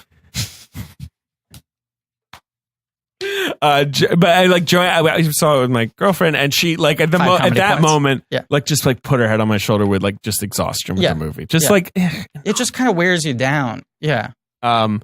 So they meet with Paul Bettany as Dryden Voss. He's given a really interesting performance. Fucking great. We turned to each other and both said, such a good actor. Yeah, right. Like in unison, we just went like, good actor. He's playing it so restrained and friendly and threatening without, I feel like, doing any of the cliches you could do in this. Like, he's playing off beat in a way that's really interesting. It's nuts to think that this was originally Michael K. Williams in a mocap performance as like a lion man. Yeah. That was going to be that character. What? Yeah. And then because he's attached to... And just started crying spontaneously. Because Michael K. Williams is attached to the Sundance show Happen Leonard. He couldn't do reshoots. Yeah. Like, it's nuts. Everything's crazy. And then Paul Bettany said I hate the way movies are made. It's nuts. Like, did you hear the Paul Bettany story? We said he just texted Ron Howard because they worked together on the Da Vinci Code. Yeah. So they know each other. And Beautiful Mind, which he's great And Beautiful Mind, which he's terrific in. He's maybe the best performance in Beautiful Mind, I would argue. He's very good in it. I remember seeing that with my mom and going like, who the fuck is this guy? Oh, I was already all in on Paul Bettany because he was in Gangster #1, which is this phenomenal... the year before? That was sort of his launch movie. Right. Yeah, that's 2000. That wasn't there. Yeah, it was a year before. But he's kind of got this vibe in Gangsters #1 where he's like kind of scary because he's playing a young Malcolm McDowell in that movie. But there is something very sensitive about him. You know, even when he's playing heavies. Yeah, no, you're right. And then Vision's my favorite character in the MCU, hands down, no question, no competition. Yeah. I always love him. I'm happy that he's in big movies again now because I think he's talked about how he was really at the end of his career. Yeah. Like, because I remember when he got cast as Vision, like he told some story about like, his agent called him, dropped him, and said, "You're never going to work in this town again." Almost, literally, like he had just washed out on some audition, I think. And and his agent was like, "This is just not working anymore." And Joss Whedon was like, "Hey, you're going to play the Vision because you're the guy in the movie, so let's have you play Vision." Right. And like it saved his career practically. Yeah. He also he turned down a bunch of shit to make that Darwin movie. And also he directed the movie with Jennifer Connelly and Anthony Mackie. Right. It's called, Right. He did a couple. He's got this nice relationship with Jennifer Connelly that seems one very of the happy. Sexiest lovely couples alive. Those are two of the most attractive people. They're very attractive people. And wait, I was going to say something else. Oh, anyway, no, he texted Ron Howard and was like, haha, LOL, could I be in Star Wars? And Ron Howard was like, give me a minute. Yeah. And then was like, actually. Yeah, do you want to be above the title? You want to be getting an and? Yeah. You want an and here? He's got a Ben vibe. I mean, got the coloring, you know. He dresses great. He's great rated fashion. Who was the guy we were saying could play a good older Ben? Oh, fuck. Who was it? There was Eric Stoltz. Yeah, Eric Stoltz. Right. Yeah, totally. Because we were saying that Caleb Laundry Bag is obviously Hosley, a Ben Wur story, the prequel. Right. But Eric Stoltz is the Ben settling in, learning how to love kind of movie. Right. Or it could be like a Ben sitcom where he's like the frustrated dad. Ben! Yeah, exactly. Yeah. With the upside down exclamation point. Sure. God. That's anyway. a Rob joke for you Rob heads out there. Mm-hmm. Was that on Netflix? Rob? No, you're thinking of real Rob. Rob was on CBS. That was Rob with the 2 exclamation points upside down. Yeah. Okay, so Dryden Voss is like, sorry guys, you fucked up. I'm going to have to kill you. I just like that thing at the end where he's like, if you don't pull this off, we're out of options. You know, but like also, really friendly, but yeah. where he's basically saying, you will die. But also, the chemistry is very weird between Clark and Aaron Rick from this point on, because I think they're pretty good at the beginning of the movie together. They have that They kiss young good. kids. They kiss good. They do good kiss. Well, their mouths are at similar heights, but they also, like, from this moment on, they're trying to set up this thing of like, oh, she's kind of changed. She can't really trust her anymore. Yeah. She's very cool and collected now. She's all dressed up, you know. I'm not feeling like the tension of she's totally gone or he's trying to find her in there. It just feels kind of off. Also, the problem is, like, she's like, I'm different now. And he's like, no, you're not. You're the same. And she's like, no, I'm not. And the audience is like, no, she's not. Right. And we he's don't like, buy it. She doesn't she's fine. feel transformed. She's cool. She just feels less engaging. And, and then they go see the gangster, and the gangster's basically like cupping her face the whole time. And it's like, Kira, I love you. And Han's like, Kira's so into me right now. Like, you're gonna, come on, dude. The whole thing is very read the room. Odd. And then it's just like, I don't really care about this mission they're on because I don't see, like, it's like the mission is just Beckett to get some hyper fuel so and they his best can, friend. Yeah. He's just like, should be more depressed than he is. Yeah, but he's an asshole. Like, but I he's actually an don't asshole. mind that. Yeah. Right. Han now has gotten back together with Kira, at least physically. He's in the same space as her. Right. So what's he in it for? You know, like, I understand it's like, well, they're scoundrels. They pull off a mission because that's what they do. But it's also, there's kind of no emotional drive left in the movie at this point. Now it's just got to figure it out. So, right, let's get a ship. We need a fast ship. Kira knows a guy. It's Lando. Okay, now we're going to get 20 minutes of Lando. This scene rules. This poker scene is great. It's also, what you want. Well shot. Looks good. Shot. Yeah. Love how it looks. Yeah, and now it's like, okay, here's the one character who's behaving the way we want all the characters to act in this movie. Yes, that's true. He's got the vibe right. Yeah, yeah. The Sabacc game is cool. Yeah. Bunch of beasts. Cool, weird aliens. I love that he catches the device that Lando has up the sleeve, but they save that for the end payoff. That's like pretty good. Right, because everyone knows like he won the Millennium Falcon in a card game. So we're like, is this it? He's just going to win it right now? Like, right. Yeah. When Han doesn't blow up his spot, I was like, that's a weird, like, just kind of like nothing end, which I was just chalking up to this movie was reshot. They're probably a bunch of dangling threads. Pretty good Chekhov's gun to like bring it in at the very end. Yeah, I think that's fine. That's like solid. Yeah. But yeah, but I also like Lando's whole vibe is like, I run this place. I'm great. And then they're like, you need your ship for a job. And he's like, all right, I guess so. And then you like find out that his ship's been like impounded because he like parked next to a hydrant or whatever. Yeah. And he's like, what do you mean? It's just normal. Oh, this is crazy. He's too cool to care, but also totally not caring means that you get in trouble. But like the whole time, the whole time you're realizing like, oh, Lando is like living on the edge. Like he is fucking broke. Yeah. Like he's basically like gambling to stay alive. Yeah. Ship's impounded. Ding dong. Oh. Ding dong, ding dong. All right, cut the door. Okay. That's a good source of protein. God, it's been a while since I recorded one of these. It's a good source of protein. Sir, can you not yell right in the mic? I'm Admiral Orex Bar. Oh. Jesus. That's a good source of protein. Oh. Okay. Why are you laughing at my face? You're sorry. My fish face. Yeah, it's just that cool. You're right. Not a lot of people walk in with fish faces, but it's you. It's Admiral Akbar of the Rebel Alliance. No, it's his cousin, Admiral Orex Bar. Wow. What are you here to talk about? I need a source of protein. I ran out of Orex Bars. I need a good deal. Okay. So you do usually eat RX bars. Yeah, they're a good whole food protein bar. They're friends of the show. They've advertised with us before. We actually really like their food. Yeah, I'm Griffin. How's it going? Admiral, this is Griffin Newman. Yeah, I eat them a lot actually when I'm on set because most food makes me need to shit. So it's just like, oh, here's like a good, like, I don't have to act for 6 more hours trying to hold in diarrhea. I'll just eat an RX bar. Binding, you're saying. Yeah. I mean, RX bars are good. They're like a protein bar that doesn't feel gross and isn't like filled with artificial ingredients. Mango pineapple. That's one of the flavors. Peanut butter and berries. Sure. Chocolate hazelnut. Oh, these are the 3 new flavors that you're talking about. As of May 14th.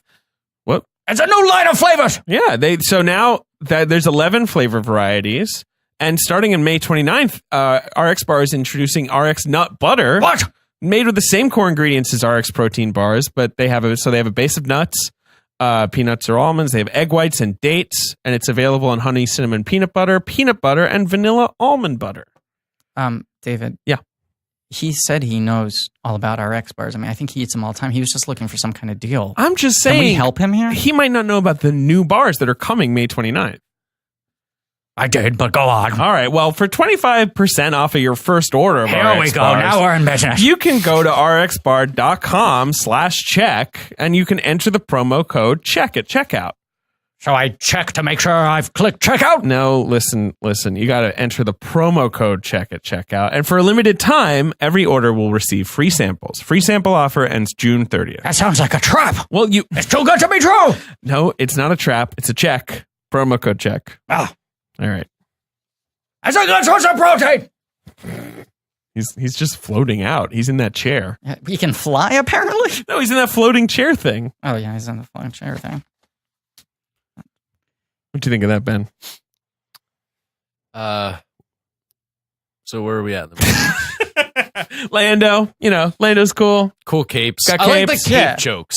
Cape jokes are funny. Again, his character hits like a lot of really just like funny moments that aren't like stupid. Like whereas Han, every joke of his is so throwaway and cheeky and just shitty. It's always going to be a tough balance with these prequels of the how many winks do you do, and some of them where it's like, what's your name? Chewbacca. I'm going to need a nickname. Where I'm like, I never really thought about Chewie as like a nickname Han invented. Right. Like, wait, should we call you Baka? Right. Like it's like some of these things like, okay. Can we tell him the joke I made to you? Yeah, please. So he goes, we're going to need a nickname. And I turned to you and said, Greg Silverberg. It was a weird one. I had to think about it. He laughed. I laughed. It was funny. Listeners, he laughed. Here's another thing that hit me watching this movie. I kind of think the Finn arc is weirdly the better Han Solo movie. The thing I like a lot in The Force Awakens is that scene where Han Solo totally sees through Finn. Yeah. And is like, kid, I know a liar. What does he call him again? A big deal, Mr. Big Deal. Yeah. Women, they can see through it. No, it's you've forgotten one thing. Like women always know the truth. Right. Like, yeah. And that scene I love because you're like, oh, this must be what Han Solo was like when he was young. Han recognizes it because he was this fake it till you make it guy. And he was in the Empire and washed out, right? Like, yeah. But Finn is actually very funny. I mean, he's got a lot of energy because he's able to make his own character. John Boyega's a very compelling actor. Boyega's very good in that movie. Yeah. And, I'm thinking about this movie and then I'm thinking about The Force Awakens. Yeah. And I'm thinking about like how much better The Force Awakens is than this movie. Yeah. Like, because you're remembering a scene. Like, and I'm like, I have that scene in my head. Like, I know that scene really well. When we sat down to watch Solo, I had just seen it like 10 days earlier. And I was like, I don't remember one fucking thing about it's already kind of leaking from my brain. Yeah. I loved looking at it. Yeah, I like looking at it. Yeah. I was never I like angered Star Wars. by Like, it. I'm always going to be into Star Wars. Right. Like, it's a nice sandbox. Like, it's a nice aesthetic sandbox. But then you just go like, the universe feels small when they keep on trying to tie everything back into these central points that we already know. And even Rogue One, which I like more theoretically by being like, new cast of characters, is tying so much into one event that we know. Yeah. I'm just like, give me a Star Wars movie that's like two young dreamers on the outskirts trying to make it out and get a better life for themselves. Totally. And maybe that's what like Rian Johnson's movie can be. This is the thing. Is like, stop doing these prequels and shit, and just if you want to give us a quote unquote Star Wars story, give us a Star Wars story, and just pick real like human experiences and place them into this universe. Because Aren't they starting a streaming service? Yeah, Disney, they are. that's Yeah. like And Jon gonna be- Favreau is going to do a Star Wars live action TV show. See, now this is a movie that I would feels be like a fine season of a to TV watch show. at home. I just saw Mike Ryan, and he was saying like that Solo should probably be a TV It feels show. like watching Yeah. 6 consecutive episodes and not getting to the season finale. And I would have actually liked it better because I would have been able to watch it at home. Yeah. But then I feel like what they're going to do is they're going to make a TV show out of what you're pitching, which is just unconnected characters and just a unique sort of scenario based in this universe. What he said the show is going to be is set after Return of the Jedi, when the rebels it's going to be set in that succeeded. sort of middle patch between the old movies and the new movies. It's going to be like next generation kids growing up in the freedom. Yeah, cool. Sounds Great. cool. Whatever. Give me totally fucking I don't new really care. characters. Exactly. And even I think Star Wars Rebels does a really good job of that. It's the reason I prefer Rebels to Clone Wars, which I've only watched pieces of. Yeah. The CGI Clone Wars. But Rebels is just like, here are 5 new characters. And sometimes they'll tie into things you know. Sometimes Lando will appear. Sometimes you go, oh, that's how this happened. But by and large, it's like, here are 5 people with a struggle you get, and you're going to love watching them try to exist in this world. There's so many pockets in this universe that we can live in. That's the stuff I like in this movie. Yeah. Yeah, that's what I always like. What about like a courtroom kind of movie, you know? God, imagine Night Court set in the Star Wars universe. Oh, that would be so good. Did not expect Ben to say that. Yeah, like Matlock in the Star Wars universe. Yeah. I will say aesthetically, aside from the Bradford Young of it all, I like that this movie, I think, hits the best balance of the new Disney Star Wars movies in getting... What I love about Star Wars is like the thing I love about like fucking New York, which is like the contrast right side by side of these things that are super shiny and super grimy, things that are very high class and very scuzzy. Outside the Chrysler building or whatever. I don't know. I love that mishmash of all, you know, the socioeconomic levels and because of that, the different levels of technology. Sure, and it's something that George Lucas kind of forgot in the prequels, I think. Which just become the, you know, the Parisians like dancing, you know, before the society crumbles. Oh, sure. Yes, right. Well, then that was his take. Right, the courtesans and what have you. Yeah. But I mean, you know, and I like the way, you know, like one thing I love about The Last Jedi, which is, again, a much better movie than this movie, is stuff like that where he shows you the casino planet. Yeah. And then he's like, you know, but like, underneath. this is fucked up. Right. Yeah. And then Benicio del Toro shows up with his boots around his neck. Right. Which, look, that works better Old boots neck. Narratively and metaphorically. On just a pure, visceral, like whiz-bang level, I like seeing the thing side by side visually in this movie. Whiz-bang. Whiz-bang. Hey, you brought up his character, Belicio's. Benicio, yes. Benicio. Yeah. My dad calls him Benedicio. Fuck me. What's the matter? Which Ben? could be your new nickname. He was a good, like, shitty scumbag. Yeah, he's character. a good scumbag. Right. He's got a Jughead hat, and he like lives up to it, and you believe it. And the Lando thing of you don't know whether or not you can trust this guy. Right. Yeah. I don't know how Beckett never really feels dangerous to me. Not really. Other than when he rats him out on the battlefield. No, Beckett doesn't really feel dangerous. He feels a little grimy. Right. But he doesn't really feel, no one in this movie feels that dangerous except for Bettany, who I do think conveys threat quite well. And I think Lando works because you actually can't read him. You don't know Lando's where he's just a fucking blast. So Yeah, I mean, let's talk about the other thing that I think totally works in this movie. It's a bridge arc. I think they shortchanged her by like really rushing through it. Sure. But L3 is fucking cool. She's great. Played by Phoebe Waller-Bridge of Fleabag. It's just the fucking best. She's writing this show, Killing Eve, right now that, like, I'm not watching much TV, and it's great. Like, I'm watching this show. It's, like, the only TV show in the last, like, 10 years that has grown literally every single episode. Yeah, that's true, which is very hard to do. It's like a runaway success. It's great, and she's great. Yes, L337 If you haven't watched Fleabag, watch it. It's 6 episodes. It's one of the best comedy shows of the decade. It's awesome. And she's a droid. Yeah. She's kind of clunky looking. I love her look. I love that she looks like R2-D2 and C-3PO combined. Do you know what I'm saying? Like her limbs are very flat and sort of like wooden planky R2-D2. But she's got like a posture. She sort of walks with like some attitude. It's a really good physical performance. And she did it all on set. Yeah, she was on set. And, she wore the suit and then they CGI'd out her green body stocking so she looks skinnier and more. I heard when she auditioned that she did not know what a droid was, which I really liked. Yeah, she had seen a Star Wars movie. She's really funny. She's cranky. Yep. She's 100% confident that Lando's in love with her, but she's like, look, I'm not interested. It's embarrassing. Yeah. Yeah. She's a droid rights activist, which is an interesting concept for Star Wars to bring up at this point, because that's always been a question a lot of people have, where they're like, these droids seem like people. Like, they're not just like Autobots, right? Like they like have like personalities. Like, so what the fuck? Like, do people own them? Like, what's the relationship here? Like all of that? Like all that too. I think she's really funny. I like all her scenes. Yeah. She does die fast, but yes, the idea I think that Kasdan has here is like, they're always talking about the Millennium Falcon as a ship with so much personality. Yeah. And like, it turns out she is that. Now, where do you land on this? I don't mind. I actually think it fucks up the movie. It makes the movie like really collapse under scrutiny. I think so too. Because she is set up as Lando's friend, Lando's like companion. Yes. And then she dies and is loaded into the Millennium Falcon. Right. Because she's got the best map in the galaxy. She's got in this her sort of brain. Right. So they sort of jack her brain into the ship. I don't mind that. That's a cool idea in my opinion. In order to save the day. But that's an odd thing to do when the arc necessarily has to conclude with Han winning the Millennium Lando Falcon. loses the ship, which sucks. And like, it'd be one thing if the arc in the movie was that she really takes a shine to Han, and they have a connection. They don't have any connection at all in the movie, so it's weird. It also feels a little Twilight Zone-y to me. I know people on Twitter today were saying it feels a little Black Mirror, where it's almost a nightmare that's like now her brain is just caught in here forever. You think about how long we know the Star Wars universe lasts for, and it's like decades later, it's still just her brain. She can't speak. Being passed around. I don't mind that. Unkar Plutt just owned her for a while, No, I don't mind that because, like, he gave her 1/4 portion. I think there's a mention of portions in this movie.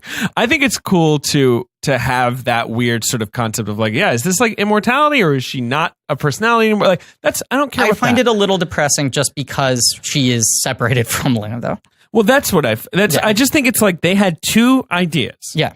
They have this idea, let's explain why the Millennium Falcon is such a quirky ship. Right. And let's explain how Han won the Millennium Falcon. But then they forgot to knit them together. Right. Wait, how is it a quirky ship, though? They're always talking, this old girl. Yeah, they always sort of like in the original. People just say that about vessels. But they're always saying that. It never felt like she had a personality. No, it just feels like they were personing her, if that makes sense. A little bit. But it's the whole thing with the Millennium Falcon is always like, what's so special about that hunk of junk? Right. And one thing would always be, it's very fast. But the other thing would be, she made the Kessel Run. And, where they're like, she's special, Honestly, Ben's that's like some nerd shit. I could not care less. There's a good, fucking Doctor Who episode. I think it's the one that Neil Gaiman wrote. The Doctor's Wife, yes. It occurred to me where it's the opposite, where Doctor Who's TARDIS, the ship, starts suddenly having a physical form.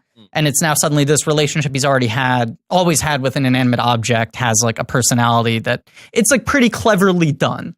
Or there's the... but doing the inverse feels a little weird to me, especially when it's not based around the relationship that actually matters. There's also that like Joss Whedon X-Men arc where the Danger Room becomes like a person. Which is such a good arc. Danger. Yes. And like that's interesting too, but that's more of the nightmare version, right? Where it's like, this is actually like a thing. You can't just like have it serve a purpose for you anymore. But like, I it's think like a consciousness. To this point, it works in one direction far better than it works in the other direction. I think so. It works better to go, hey, here's this thing that you feel attached to. Now we're going to make it a person rather than saying, here's a person. We're going to tell you secretly her brain has been inside. I don't mind either idea. You know what I'm saying? A character. Fuck me. Yep. It's the prequel problem again. It's the prequel But she is cool. And I do like the scene where she takes off the restraining bolt during the Sabak. The Kessel. Yeah, run. These fucking things are so barbaric. Yeah, right? the restraining bolts. But and then it's not like she's like an activist where she's actually like, no, she's just sort of like, I don't know, go free your brothers. And the bot's like, okay, and like rumbles off. And I like that, the little montage of them all going like, freedom. I love robots. They're so silly. And then she's like, oh, this is great. I like that it's somewhat inadvertent, I guess is my joke. Yeah, I agree with that. Anyway, so they get Lando, they do the Kessel Run. What do you think of the Kessel Run? I mean, this is like the Ocean's 11 sequence. It's not, but it's but like at this point, it's not like I feel any tension over this heist. I don't feel like a clear sense of like what the threats are, it's like, okay, I guess it's dangerous. Like, I have to pull it off. But it just feels like stuff. But you know what I mean? I couldn't describe anything that happens to you in the next 30 minutes of this movie. There are images I still remember. Right, but that raw thing is so stupid because it's like, we have to get the thing to then do another thing. Right. It's like, but that's like the Ocean's 11 thing where it's like, well, we need the hyperfuel, but here's a problem. Hyperfuel just like destabilizes if you don't keep it cool for half an hour. Like, but those movies are so based around problem solving. This movie is just based around conflicts. And also, they're going to do it. Yeah, right. I mean, but that's a problem with any heist movie, but still. Even the smoke thing. Yeah, the castle, like the tunnels of... the design of it, I was just like, I don't know. I didn't hate it. I didn't love it. I don't mind the smoke image, like the smoke tunnel. What are you looking up? You'll find out. Yeah, it's going to be some bullshit. Yeah, you'll love it. What do you think of the smoke tunnels? Cool. I mean, this all looks cool. I don't mind the smoke tunnels, but once he punches through the smoke tunnel is in the maelstrom thing where it's all... That just kind of looks like nothing. That just kind of looks like CGI. It's just suit. a cloudy asteroid with like field. asteroids, yeah. And like there's another squid monster, and you're like, another fucking squid monster. And it is big. It is big. But even Ben's can't get it up for this thing. Yeah. I'm like, oh wow, there's an eye. Like we've done that before. And it just feels the like Chewbacca stuff also feels a little crowbarred in, where he's like, oh look, here are my people. Like, okay, it's fine. It does feel by the numbers. And they're trying to sell it as like, look at this ragtag like family that's formed together, but it's like, okay, like Beckett losing everyone he kind of was close with. And L3 dies. Han and Kira, but they don't really seem to get along that well anymore. L3's dead. Lando doesn't know where he stands. Well, once L3's dead, Lando's kind of like just exhausted. Like, and not into it anymore. Right. He's kind of fun earlier, but then he's just sort of like sad. Yeah. And then they do it. They land on some other sandy planet, like a ruined sort of planet. And this is when...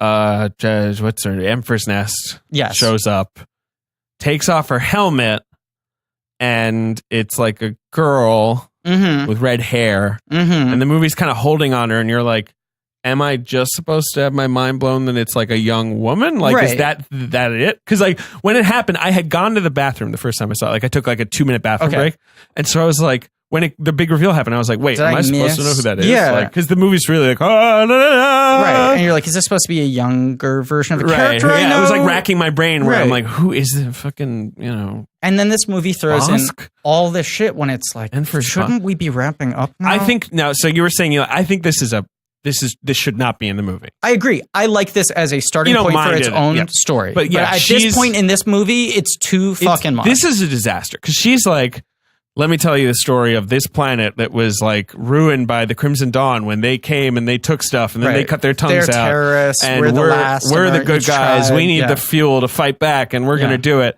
And the whole thing is just existing to give Han this like hero moment. Yeah. Where he can like do the right thing. And only that, I don't need that. No. I don't need that at all. No. I don't need that. And they set up what looks like it's going to be a cool fucking Western shootout. And instead just becomes like it's about ethics and game journalism. But but it just becomes like, this like ethical like dilemma that they present to him. Right. Like, so what, are you going to give the fuel to the bad mobsters? Right. Or are you going to give it to us? Nice people. Right. Cool, nice people. Right. He makes his decision. Beckett leaves. Right. Well, then it's the Ocean's 11 thing where it's like, he's like, let me tell you my plan. We don't know what the plan is. And then we watch the plan unfold. Right. Yeah. But Beckett leaves. You're like, okay, kind of a weird arc. They go up, see Paul Bettany, and he's like, unfortunately, someone tipped me off. He's like, Kira? And he's like, no, I know she's playing seven sides. I just really want... Bettany is killing it in this Agreed. Scene. I like the thing where he's like, Beckett's dead. Oh, so sad. And then he's like looking at the hyperfuel and he's like, wow, it really is amazing. How did you fake this? Yeah. And I was like, I didn't fake it. He's like, no, I'm genuinely, I'm showing respect. I think it's good job. I think you're doing a good performance right now. And then that thing where Kira, he's like, it's Kira. And he's like, no, Kira's got her own ticket. We'll handle that later. Yeah, right. So good in this scene. But then, Beckett, double reverse. He was ratting them out. And it's like, this move would maybe work if Beckett had left them 40 minutes earlier. But when he just like, right, he's just left. 90 seconds earlier was like happy trails, partner. It's like, okay. And there's also that whole midsection where Beckett isn't really doing anything other than being with the crew. The whole time Or is it more like Han says, I'm going to pull this shit, and Beckett's like, you know what I'm going to do? I'm going to call Paul Bettany right now. Right. And let him know that Han's about to pull this shit. But like, kind of who cares? Like, how long has he been in the, like, they're all working for him anyway. Yeah. Because like, say, the revelation can't be like, I've been working with them all along. It's like, well, yeah, we all have. They hired us. And it's trying to prove this don't trust anybody point. But it feels like that'd be more effective which is fine. Done with Kira. And it'd be more effective, like you say, if Beckett had actually vanished from the movie. Right. Yeah. And also, like, here are 3 things that are more effective. Beckett actually vanishing, Kira being the one who betrays him, or Bettany just sees through it and does everything that Bettany does in the scene, but he knows that it's a fake because he's a fucking awesome fucking crime boss. Right. You know, it's like cool. It's a flex. Yeah. Yeah. I don't know. So then it's like, I mean... And then there's, 3 more double crosses where Han Solo's like, actually, I knew you would betray me. Right. I do like that play. I was waiting for someone to zip down their skin. Feels like that. It feels like they're going to pull off a mask and reveal Lando Old Man Withers. Yeah. They switched. Right. No, I like the thing where he's like, no, actually, I played you and your guys are dead now. And Beckett... That the move is just Han being like, I know that Beckett is so flimsy morally that he'll just switch back to me. Yes. That's fine. That's cool. That's fine. But it's like, I mean... And then there's a little showdown with Dryden where Kira kills him. Yeah. I mean, and the movie kind of, at this point, amounts to nothing and kind of leaves you with nothing. Like, at this point, the movie's just trying to fill in those little Han Solo. So you see him shoot first when he shoots Beckett. Okay. You see him be a little bit of a hero. He gives the thing, but they're like, you should join our... We're thinking of calling it like a rebellion. And he's like, I don't think so. I don't join rebellions. Okay. And they're like, well, maybe later. And he's like, maybe. Right. And they say, I love you. And he says, I know. It's like, who cares? And then also he's like, I got this great line on a deal with Jabba the Hutt, practically. Like, you know, right? Like that's sort of the idea. I thank them for actually not saying Jabba the Hutt, because I was leaning to you. But they do kind of do the thing Jabba. where they're like, there's a real big gangster on a real sandy planet. Yeah, he likes to eat at Pizza Hut. Something I wanted to say about Kira, yes. The end and the reveal of her. Right. Kira takes over the Crimson Dawn. Yeah. It's, it's being portrayed as like this bad thing. Sure. And to me, You're kind of like, get it, girl. Like, you figured it out. I'm like, everyone's got to do what it takes to survive in this universe. And I'm tiptoeing in territory that I'm a little nervous about.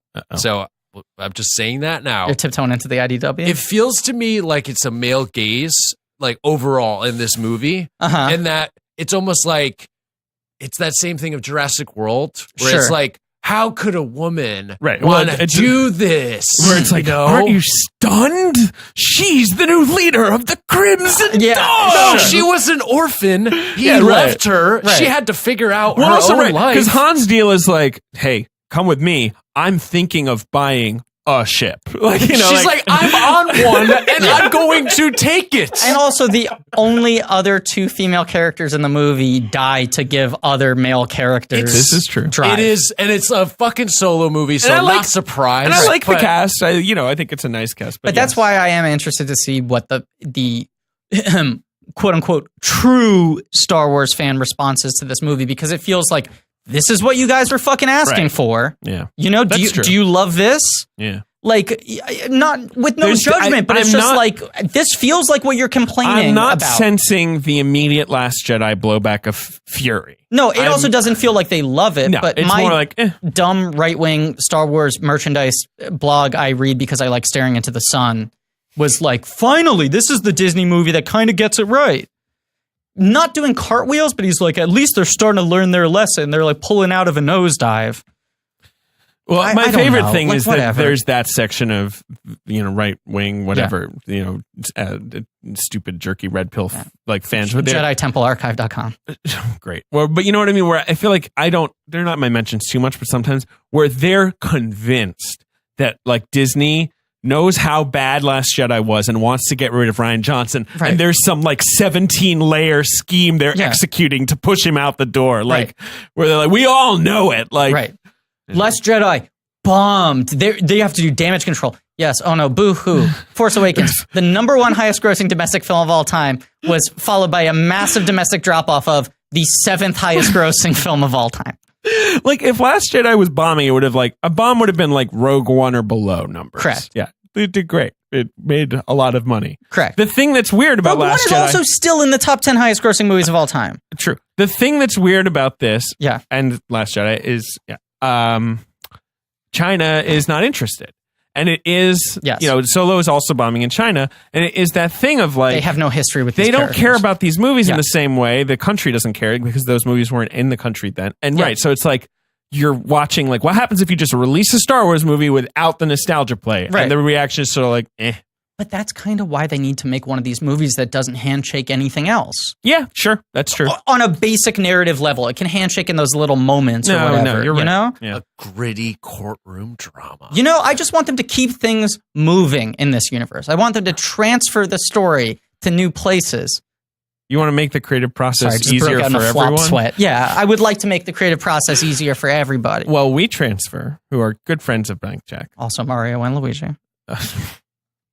Both friends of the show. Right, and friends of WeTransfer.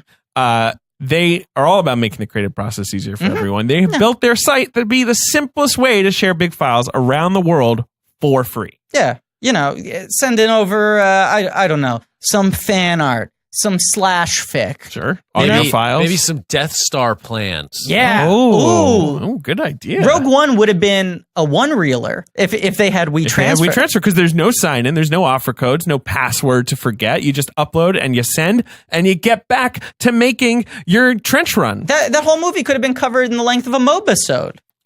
40 million people use WeTransfer. Good to number. Send and receive files every month. And since day one, I told you about this, but it's important. They devoted 30% of their ad space to showcasing creative people from around the world. And important to note, none of this day two nonsense where people finally, they do one day being really dirty and inhumane, and then they finally get wise. Day one, baby.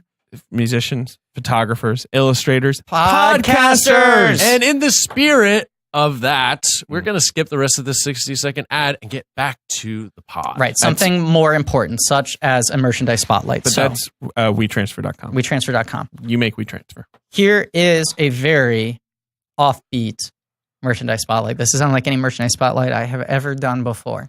Okay. The year is 1986. That was the year of my birth. Humble brag. Yeah.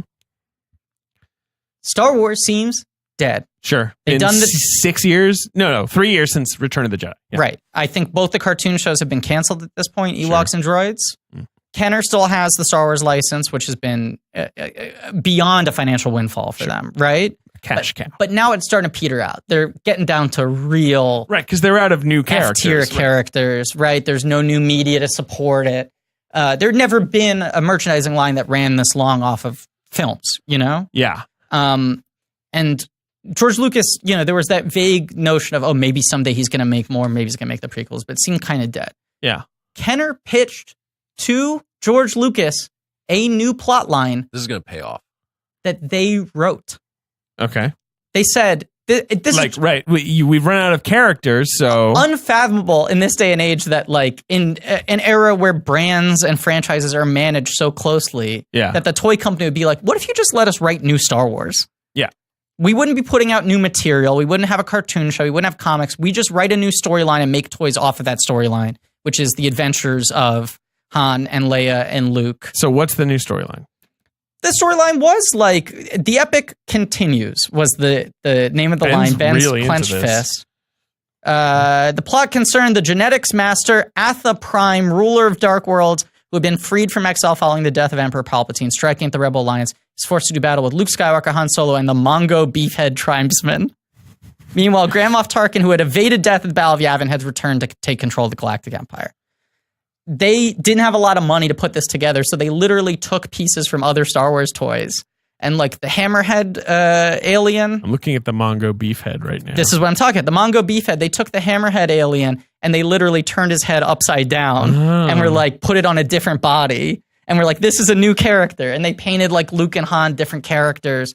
But the big notion from this was they had been making all the ships from the movie, right? And they were really expensive and parents had bought all of them. And they're like, we're not going to buy any more of the big ticket items. I think the last couple ones they didn't sell as well. Sure. So they said, rather than selling all new ships, we're going to sell attachments onto ships. So their big idea was an escape pod for the Millennium Falcon that fit in between the prongs at the front of the ship. It has the little forky prong. It's got that little forky prong, and it made the Millennium Falcon come to a point, and that was supposed to be, these are cheaper, like $5 little add-on vehicles. You snap this onto something else. Right. And no one has acknowledged this, but I have to believe that this movie is doing that as a conscious nod to some of the nerdiest deep shit Star Wars. That's right. That's like level 6 deep. But the younger Kasdan is a hardcore Star Wars nerd. You've told me this. He apparently pushed really hard for the inclusion of Darth Maul, who we have not yet talked about. Right. He worked into the background some characters from like the Dark Horse comics and allusions to things like that. Like he's really into all the ephemera. Dave Gonzalez and I were talking about this. Aura Singh is mentioned. We've talked about Aura Singh. Yeah.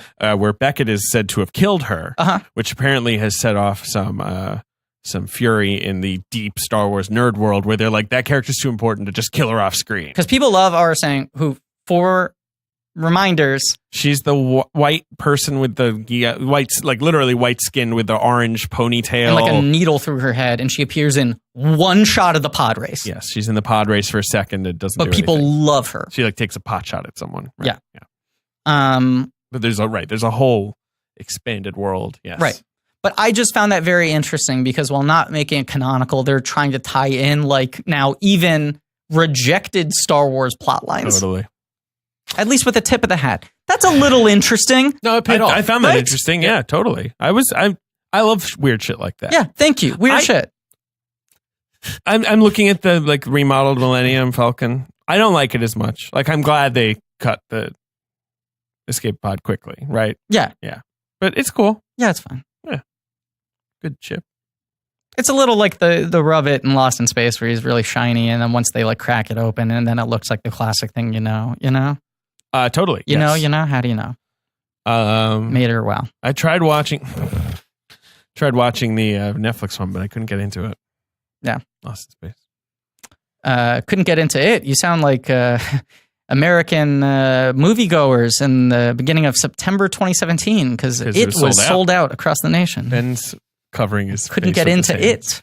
I've developed a headache over the recording. People who don't have Fandango couldn't get into it. Honestly, Ben, this is not like Last Jedi where we were like 2 hours and 40 minutes in and then like suddenly realized like, shit, we didn't talk about this. Like we're done. We're basically done. I think we should talk for a few more minutes. About summer camp and then get out. No, yeah. I mean, I don't know. How you doing? I'm doing all right. Talk about Darth Maul. Yeah, Darth Maul's in the movie. I think that's... I mean, I appreciate the Kasdan likes these, but that's a baffling decision.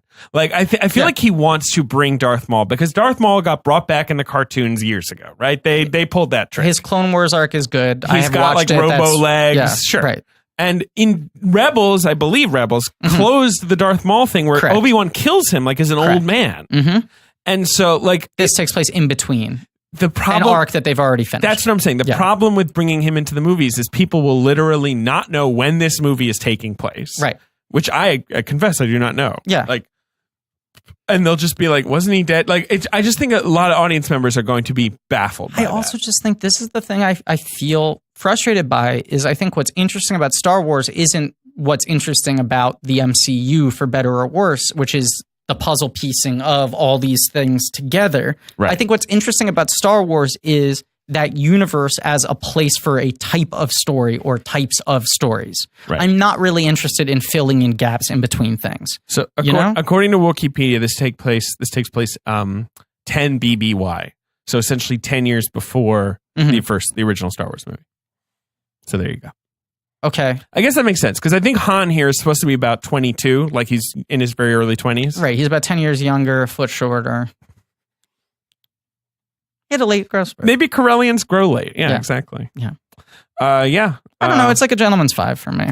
I think I can give it a 6. I like the look enough. Do you think you will ever watch it again? Sure. I think if it goes up on Netflix, I will watch certain scenes of it again or just like keep it on when I'm trying to fall asleep because I like the look of it. It's one of those things where like, I saw Force Awakens. I've seen Force Awakens like 20 times. Maybe not 20, 10 times. Sure. Like I've watched that movie a lot. Yeah, me too. Rogue One, I have watched once since the 2 times I saw it in theaters. Tried to watch it again, still didn't like it. I watched it again. I watched like half of it on Netflix. Yeah. Yeah. And I felt the same. I had a good time, but I was... Yeah. Last Jedi and Force Awakens, I watch them frequently. Sure. I feel like you don't watch them enough. You should watch them more. Like I don't... Get off my back. I'm busy. What are you so busy with? Making a TV show. No one should do it. Mm-hmm. It is weird to me though. Like I feel like the strain of this whole like, oh, we're reconceptualizing the whole movie, we're reshooting it, how it has to fit into this larger tapestry. We've gotten to a point where like the pipeline for movies being made, because they're so franchise based, is so much closer to how TV used to be made. Right. Where it's so much about like trying stuff out and then course correcting. Right. And then undoing and then like shaking it up and all of that. While like on the opposite side, now the expectation is that TV has to be like very cinematic and very tight. Sure. And very like all mapped out. Like, you know, I don't know. I'm not saying this is, I don't think I'm saying anything I shouldn't be saying right now, but it's like, there is that weird thing where it's like, we're making the tick right now, right? We're like halfway through the season. Mm-hmm. This next season, you know, when it comes out is going to be released in one chunk as opposed to the split season thing we did last time. So it'll be like 10 episodes all at once. And now there's an expectation where like people watch things often like, I'm going to sit down and try to watch this as like one narrative. Both parts of the tick I watched in one go. Right. But it's like we're switching directors up all the time. It's like different people are coming in with different notions of it and scripts are being rewritten constantly. Right. And I'm not like asking people to judge things on a curve, but it is like I was talking to some other actors on set and I was like, it is kind of stressful the way that people watch and process TV has changed. Yes. You know? True. Because they now want everything to fit together like so perfectly. And TV is a little more improvisational as a process because it's like it's a constantly moving train with multiple stops, not something where you start out knowing everything you're going to do. Sure. And a lot, it's very collaborative. Yeah. I don't know, but that's like what this movie feels like to me. You know, that's how like the MCU, I mean, I think the reason why the Russo brothers are working so well in the Marvel systems because they're showrunners. But they're done now. Yeah.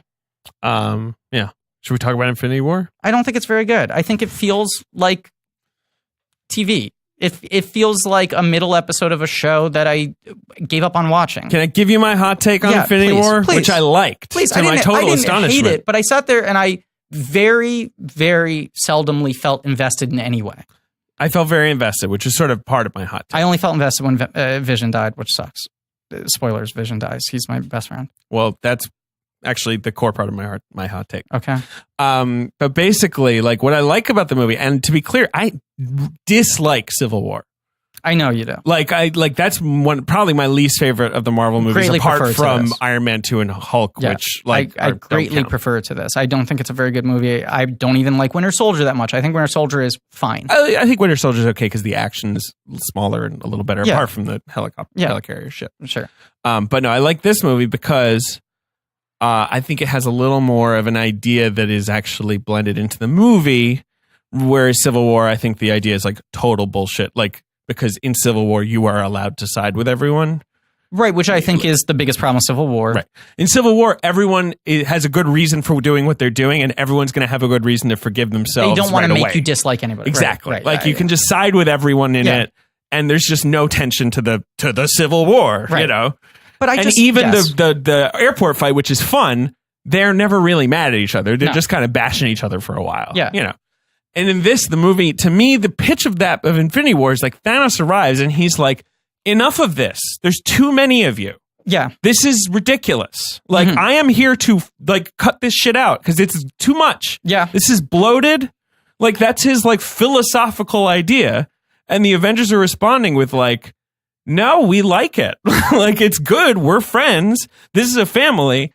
And what I love about the movie is the thing that I feel some people brought up, which is like, everyone's like, why don't you just kill Vision? I mean, you know, you lose Vision, but then Thanos doesn't win, right? It's because they like him too much. Well, and like the metaphorical, the entire stakes. If we lose Vision, then we lose. The entire stakes of the last battle are like, we just need to make sure Vision doesn't die. And that's why I like the movie, because those are real stakes. And Thanos is coming and they could just kill Vision and then Thanos loses. Okay, so the whole we don't trade life for life stuff. And that's why I'm into it at the end there, because I feel it when Vision dies. I feel bad. I feel Vision's death. Yeah. I half feel Gamora's death. Me too. I do. I mean, I think that might. I can't tell if that's permanent, but feels like it might be retconned. Maybe. If it's going to be retconned, it's going to be someone's going to have to die. I'll say this too. I don't buy for a millisecond that Thanos loves her. I think it's a decent setup as a sort of emotional threat within a scene. You're saying they don't do enough to sort of cement that relationship with the like he flashbacks gave her a and knife? stuff. Like, well, I don't think because she fights better than Nebula. No, it's more like that he's not like just an elemental force like a Galactus. Like when he arrives on the planet, it's all happening off screen for him. Sure. Like he doesn't actually kill people. Other people kill people. But and this girl approaches him and he's like, I like you. You know what I mean? Like he's still a person, a little tiny bit of a person. But this feels to me like they're trying to use the Gamora relationship, the father-daughter relationship, to replace the death relationship in terms of giving him an emotional grounding. And I prefer the death stuff. I like the death stuff, but I now know why they didn't do that, and it makes sense to me. But like, I love the death stuff in the You're comics. saying in that you feel like you figured it out, or someone gave you some scoop? No, I'm saying the stakes I'm explaining to you make more sense to me within like Thanos entering this movie universe. Yeah. Because in the comics, Thanos' motivation is just like that he's crazy. I mean, like he's the mad titan. Well, it's like, also there's crazy. literally one person who's ever been nice to him. Sure. That person is Death. And she asks him to prove himself by killing everyone. And that's fine. It's when nuts. I read interviews with right. like Marcus and McFeely or whatever their names are, the writer, and they said like, we just felt like that was too crazy to set up in one movie. I go, if we're at Infinity War and we're deciding that things are too crazy to pull off, I don't know what the point of this entire franchise is. I think there are other arguments for them to not use that as a plot line, but if that's the argument of like, we can't have a physical manifestation of death, it's like, then what are we doing here if we can't have that? I just think they could not find an emotional grounding for that. I think that's the grounding.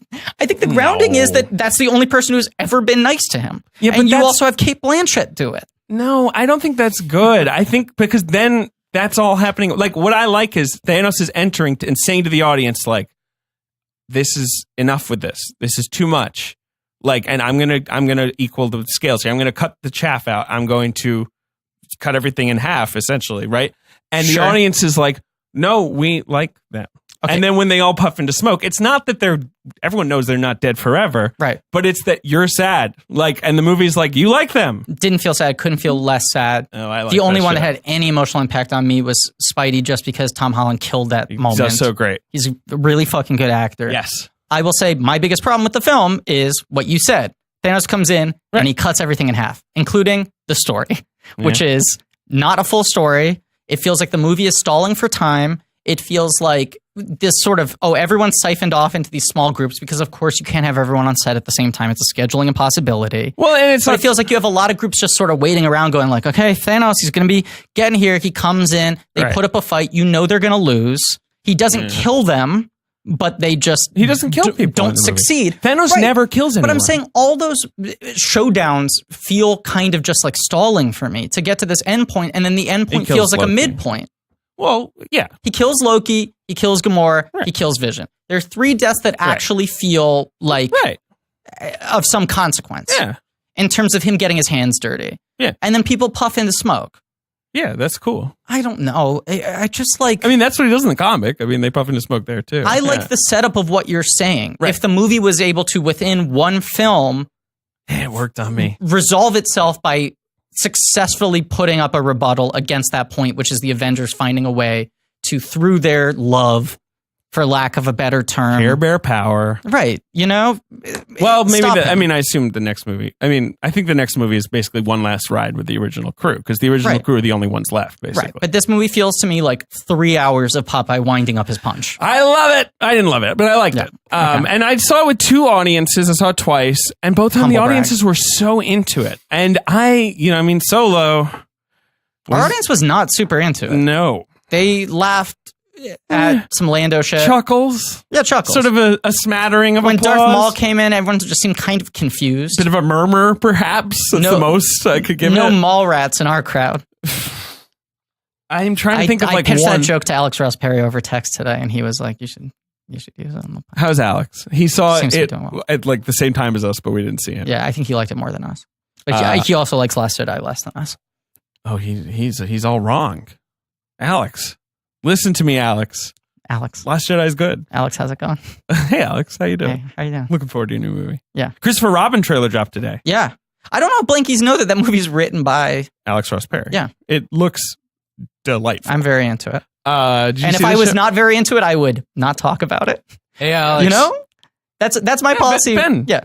Anything to say to anything to Alex? Is this a new segment on the show where we just address Alex? I like that. Yeah. You emailed us a end to Tully. He wrote that was funny. ending. That was really funny, and I totally got lost in email. No, well, he sent it. Respond. I think, and only I had seen Tully when he sent it. I didn't open it because I thought it would contain Tully spoilers because I knew Tully had a twist. It sort of had. It didn't really have Tully spoilers, but he wrote it up in final draft as if it was the real script. It was page. very like when I was first reading it, I was like, "Wait, is this just from Tully?" Like I had just seen it. But the bit, and this is not a spoiler, is at the end of Tully. She's listening Ron to Livingston and Charlize Theron each split an earbud and listen to something together off of an iPod or an iPhone, and the bit that Alex wrote was that they were listening to the listing of Ben's nicknames, which would be a funny ending. That's super funny, and I'm sorry, but I didn't say People didn't reply to it. I think 5 Alex was. points. You should just email him some comedy points. Use WeTransfer, email him some comedy points. It'll be fine. It'll take very little time. Box office. I just want to talk about it for a second. It'll make like 120, 130, right? It posted 14 in Thursday previews, which is a record. Yeah. It's more than at World's End made. Memorial Day, apparently, not a good not weekend. A huge one. Yeah, because like, at World's End still has the record. Yeah. And but I think it's because now the first week of May has become so big that people stay away, you know? I mean, so this is interesting. So now Disney was projecting 130 essentially. Yeah. Now people are saying it's going to be more like 115. That will not be good. No, that will not be good. That will be seen, I think, as a bit of a disappointment. Because then that movie probably ends up around 250 or something, which is not good. Well, that would be a terrible multiplier, but I guess it could happen. I mean, the thing people are pointing out is Justice League kind of opened with a similar preview and then tanked. Right. But, I mean, people did not like Justice League. Yeah. And what else? We got Deadpool 2. Have you seen it? He's seen you. He's seen me. I guess. I don't know. Yeah. Have you seen it? Deadpool 2? No, I haven't, but he emailed me to say that I haven't seen his movie yet. Were you just racking your brains for... I was trying to think I'd come more clever for Book Club? Have you seen Book Club? No, I'm waiting to see it with Romley. Yeah. That's you should see it with her Romley. fucking Infinity War. Yeah, it really is. That is the most ambitious crossover event in history for Rom. Can I tell you Todd's line that really is so good? Yeah. More of an afternoon than a movie. So good. Todd Vanderwerf, friend of the show. When he said that, I was like, shit, that's so fucking smart. He's going to win the Pulitzer this year. Infinity War, which is making a lot of money, still in the top 5. It's interesting that Infinity War and Black Panther kind of have inverse relationships, domestic and foreign. Infinity War is already way past Black Panther worldwide. Yes. But not domestically. Yeah. It probably won't pass domestically, although it's going to come closer than I thought it would. I think end up at 5 or 6. It's at 6. Yeah. It's at 603 right now. I think it'll go like 650 maybe. Maybe not. Yeah. Somewhere there. I'm at 5 or 6 in the all-time chart. Oh, yeah. Oh, sure. Because worldwide, it's number 3 of all time, I think, now. It's a very popular movie worldwide. Yeah, and it's half a movie. Life of the Party. Melissa McCarthy. Yeah. Yep. I'm sure they had a nice time making that one. You know, she has some interesting movies coming up this year. I think Can You Ever Forgive Me looks great. Looks cool. So into that. Did you see A Quiet Place? Now I'm just... Because you haven't been seeing a lot of movies. I You're haven't. film busy. Well, don't you go to the diaper theater? We're done? No, I saw A Quiet Place. Oh, you did? Did you like it? Yes. Yeah. It's great. Yeah, ask me if I liked it. Did you like it? Yes. You saw it? Yeah, I liked it. Yeah. I saw it at the diaper theater. There's a diaper theater in the Bronx near where we filmed. Did you see Overboard at the diaper theater? I didn't. You know, Show Dogs? And I used to be an Anna Faris completist. Yeah. People kind of like that one. I'm not going to see Show Dogs now that they've cut out. Anyone who wants to know about that, Google it. We're not going to talk about it. I'm not going to finish the rest of that joke. I feel pretty. You did see Rampage. I saw Rampage. I think we were on the same page on that one. Great monsters. We need to start talking about Dwayne, keeping him in check. There's some trouble there. Did not like that ego's getting a little out of control. That movie literally flips you off. Black Panther. Yeah, good movie. Still in. Did you see Tully? I did see Tully. Uh-huh. I think it's weird. I like Tully. I think there are 2 movies there, and I like both of them a lot, and I think putting them together is a little bit... I largely agree with that. Right? Yeah. Did you see Mouth Spit Sex? No, that's my top movie to see. I still haven't seen that. Disobedience. What have I seen? My favorite movie of the year is You Were Never Really Here. I've seen that twice. Oh yeah, You Were Into You Never Really Here. That's a great movie. Good. Ben and I took a cab and talked about how great it was. I think that movie's a masterpiece. When did you take this cab? After we got drinks. Okay. Rosé Boys. Oh yeah, the Brosés. Yeah, that's a great movie. We all went out to dinner and all had steak and rosé. We did. We went to dinner. Griffin orders first. Because we saw Brewster McCloud together. Right. And I ordered very nice like experience. a beer and a hamburger. Yeah, and you then, get a burger. And then Ben and David both ordered rosé and steak. I'll get steak frites, right, and rosé. And I was like, same thing. You know what? I want that too. And the waitress walks away. And I pulled her back. And Griffin's like, I watch him for 5 seconds going, and he's like, actually, excuse me. Like, and he has to really bring her back. And you were like, Griff, I know you like bits, but it's fine. Order and what you want to order. She's like entering the order into the computer thing. It in. Yeah. It was a race against time, but then we became the Brosé Boys. We were the Brosé Steak Freak Boys. And You Were Never Really Here, which was a divisive movie, but we seem to be all masterpiece. into it. Yeah, total masterpiece. Have you seen First Reformed yet? No, I need to see First Reformed. Really I need to see Disobedience. that. I'm sure everyone is at the edge of their seat listening to what movies are on my to-see list. Are you kidding me? They are. I know. You should see the Claire Denis movie, Let the Sunshine In. I really recommend have seen that. Oh, you saw it. Okay. Yes. I don't know. I have seen that. Did you like it? Yes, it's lovely. It's a great movie. Juliette Binoche is one of her finest. Did you see The Rider? I did. That's great. Yeah, I liked it less than everyone else seems to, but I liked it a lot. Did you see Death of Stalin? I did. Yeah. Not into it? It's too long. You're too long. That's a movie where I can't figure out if it's more or less funny because of our current political climate. I think it's more. But everything is less, if that makes sense. Yeah. Right? Yeah. It had its moments, so I thought it was good. How long is this episode? About 2 hours. 2 hours. Well, your clock says 2:15, but we talked for a while before we started. Yeah. So let's get out of here. No, we're done. Let's do the Kessel run. 5 parsecs. Let's get out of the episode. 12 parsecs. 12 parsecs. If you round down. Okay. Cool. All right. I feel like we're sort of just gliding in at this point. You know, the engine's out of gas, but we're just sort of like Dunkirk. Yeah, it is. We're Tom Hardy. We're taking off our mask. We're showing our beautiful lips. Yeah, you're gonna have a little break. We're gonna go back to Bird. We got Ratatouille next week. Talking Tui with Rom and Joe. The siblings. We united the siblings. It's actually, in my memory, a great episode. Yeah, who knows? I remember it being fun. Who knows? I thought Iron Giant was the worst one, and then we won another Obie for that episode, who knows? They held the Obies, like, off season. I know. Like, they had a special Obies ceremony. An impromptu Obies, an emergency Obies. An emergency Obies. But yeah, I mean, have fun with the rest of Brad Bird. The miniseries after that, which we haven't announced, but is mostly done. Yep. We'll be back doing topical episodes when, what's the next thing? Well, Incredibles 2! In essentially a month, we're going to record Incredibles 2. Not only my most anticipated movie of the summer, but probably the most excited I've been for a summer movie in years. I am very excited. I'm sort of in that phase where I'm like, I just don't want to think about it too much because I really don't want it to let me down. Like, I'm sure it'll be good. I'm mostly ignoring the promotional Me material. Too, but every time I even see a poster up, I'm like, fuck, I want to hang out with that family. As far as Pixar sequels go, Mm-hmm. I mean, Toy Story 2, you obviously is your favorite movie. TSY, yeah. Is there another sequel that like stands out that's like really outstanding within the Pixar canon? Yeah, or is this gonna kind of? Do you think this has a running to take its place up there? I think it has a very easy runway to being the second best Pixar sequel ever. Nice. I don't know if you know this, but what if I think it's the best sequel ever? Pixar sequel. That's insanity. You'll kill. No. I mean, You'll look. Get upset. If that is the case, then I'm very excited to see the greatest movie ever made. But I'll say, I don't know if you guys know this, but Cars 2 makes Cars 3 look like Cars 1. So that's sort of my stance on Pixar sequels. Yeah, and I guess we should go. You teed me up. You didn't even know you were doing it, but how am I not going to make that joke if you ask me what my stance is on Pixar sequels? Everyone listening to this episode was like, make the Cars joke again. Make the Cars joke again. And he did it. And I'll say this. I mean, reaffirmed after seeing Solo as I hit my papers against the desk, and that's all the news fit to print. Right.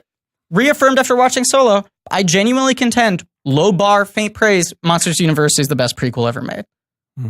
I would have to think about it. I think the only thing I could even argue is better is Godfather Part 2, which is only half a prequel. I was about to say that's sort of a prequel. I'm trying to think of prequels. I don't think it fully counts. Yeah. I think Monsters University is the best one. So I think my hope is that Incredibles 2 is better than Monsters University, which I think is pretty solid and is amazing at the end. Last 30 minutes roll. I like Prometheus. Yeah, I know you do. It's a good prequel. I know you do. I like the new Planet of the Apes movies, but those aren't really prequels. They're kind of side prequels. And obviously, this is a rough list. Scorpion King 3 Rise to Power. This is a rough list I'm looking at right now. Right? Yeah. Yeah. I think Finding Dory is good. I would like Incredibles 2 to be, a full stop, like proper important movie. I want it to be important. Fox and the Hound 2? That was a prequel. Oh, that sucks. That thing's a piece of shit. I don't know. Reba McEntire is a piece of shit. Ben just handed David a Post-it note. What does it say? Oh, well, thank you to Audio Boom and RX Bar and WeTransfer for sponsoring the episode. Yeah, thank you, RX Bar, once again for preventing me from having diarrhea on set. Thank you all very much for listening. Sure, they're thrilled. Please remember to rate, review, subscribe. That's a celebrity endorsement. What if that was like Clooney's, like, the finest RX Bar? No diarrhea tonight, I'm trying to transition into being RX Bar's on-camera spokesperson. You genuinely love RX Bars. If RX Bar is listening, hey. He talks about him a lot. Seriously, I'll say this. RX Bar, if you're listening, if you want to send me some more free RX Bars, I'll keep talking about them any chance I get. I'll tweet about them. I'd be whatever. happy if RX Bar continued to sponsor the show. Don't send them to David because I want to have the upper hand. Yeah, Ben just walked out of the studio and then walked back in to ask if we had ended. Please remember to rate, review, subscribe. Thank you for listening. Thanks to Joe Bowen. Whoa, my God! What? Oh, my God. This is amazing. What a move. You executed this? Oh, Ben is dancing. Oh, my God. Someone just walked in the studio. Get on mic. Hey, Blankies. Joe Bowen here. It's Joe Bowen. God, we had heard rumor. We had heard legend. That's the only reason you were excited for us to wrap things up then. Is you just wanted us to get to the thank yous. How long have you been waiting outside, Joe? Oh, less than a minute. Thank God. Because we just did a bunch of horse shit. Yeah. I was afraid you were going to say, like, since you started recording the Incredibles episode. No, then he would be dead. He would be a skeleton. Yep. He would have killed himself. Yep. As all our listeners apparently did. Seppuku. Yep. The most controversial thing we've ever done. I just can't believe that's the thing that breaks the camel's back. I can believe it. Whatever. I don't know. I don't know why anyone does anything. Thank you to Lane Montgomery for our theme song. Thank you to Anne Traguto for our social media. Go to blankiesatred.com for some real nerdy shit. Tune in next week for Talking Tooie. Yep. And as always, Cars 3 makes Cars... God damn it! Cars 2 make... I don't know. Whatever. You can't even do it now. Turn it off. It's the opposite. That's where I was fucked up. Cars 2 makes Cars 3 look like Cars 1. Correct. Okay, bye. Rolling. James Brolin. James Brolin. We're brolin right now. We're rolling. We're a couple bros who were rolling down the street. Ooh, I'm loud. I'm hot. It's not crisp. I'll fix your hip. They're just a little loud. That's all. Can we do? I heard a podcast about you. I was wondering if it's true, and then everything they've podcasted about me is true. Sure. I can't do him. Do you want to do him or you can do either one? You do Lando. Okay. You do the thing. I heard a story about you. I mean, just go, whatever. I heard a story. But you know what I mean? He has that weird sort of like... Do that. That sounds good. That's not bad. It's not good. It's not too bad. nerdy. It's not bad. Okay. I heard a podcast about you and I was wondering if it's true. You off book?